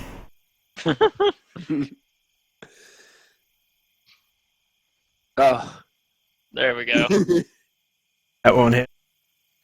Wait, do you have any inspiration? Oh, No, here's the inspirations went to Connor earlier, and then Tarhoon. Okay, so that'll bring us here now with miss on that, and brings us back over to Fauna's turn, hidden away in the room. She's gonna want to leave the room.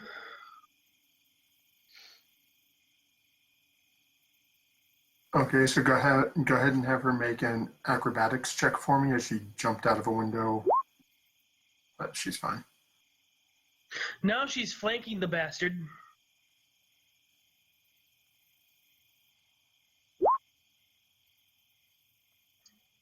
Ayor? She gets her sneak attack on this.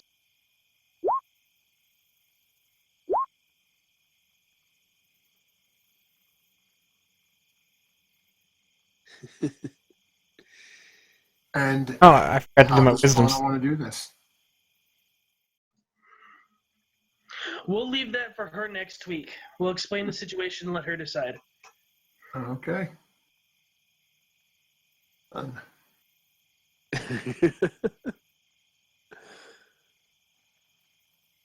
I still want to eat it. No. Just gonna put waiting on.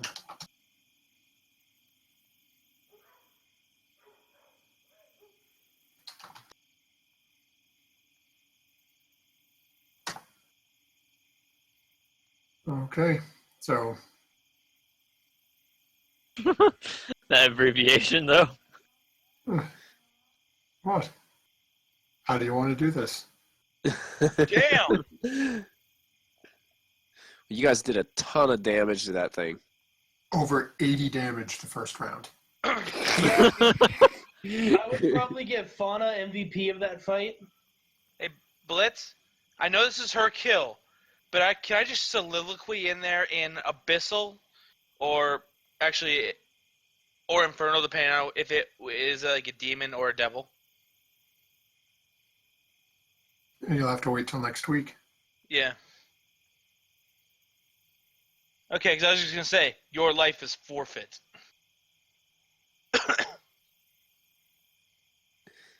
Can't wait. I get Yep. next week. Sure. GG, everybody. Yeah, that was awesome. Thank you, Matthew. XPs. Huh. That was that build for that character or that creature was a challenge rank 7.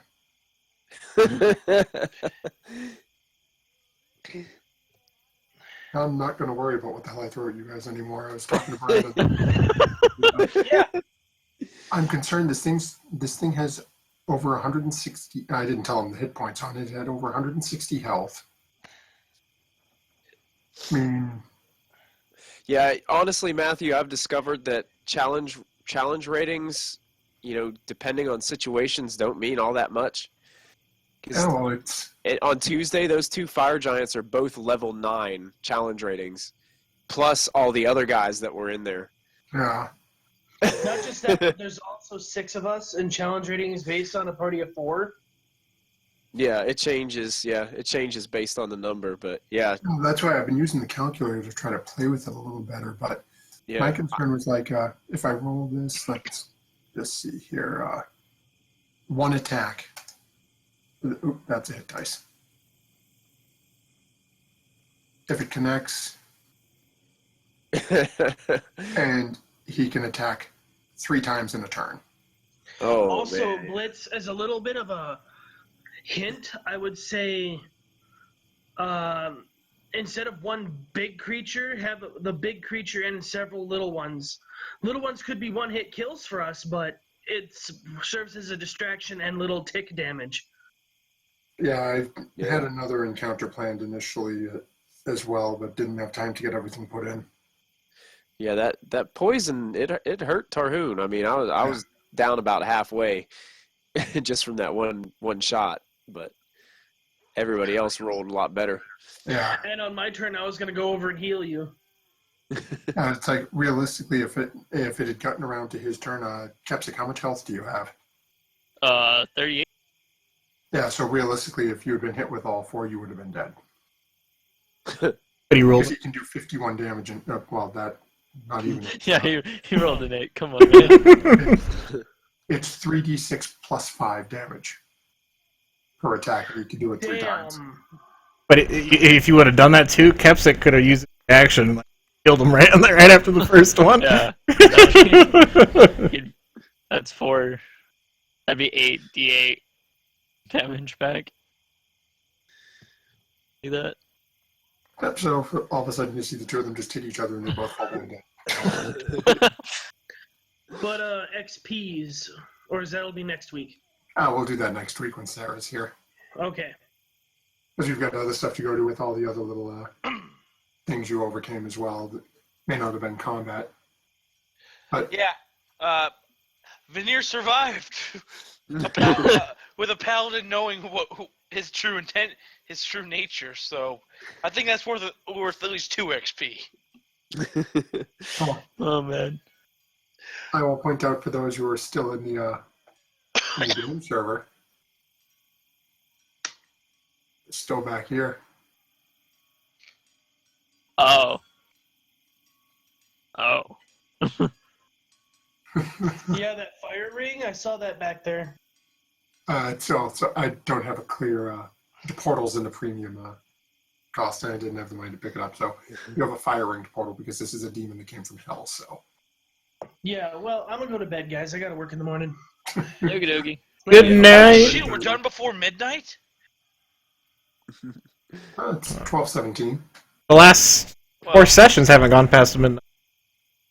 Yeah, they have. Well, It's been close. It's been like Yeah. 12:30ish. Like well, two, I'm like talking Central Daylight Time. Right. Tarhoon runs and jumps in the portal. Right. Kepsik's down. He'll follow you through. oh yeah. Jump in. I'll be honest, I had originally planned for this to last a couple of more rounds and there to be a conversation and something else come through. But Yeah, I was waiting for it. shoot him gun in the house, man. I'm guessing Daddy has a message for me.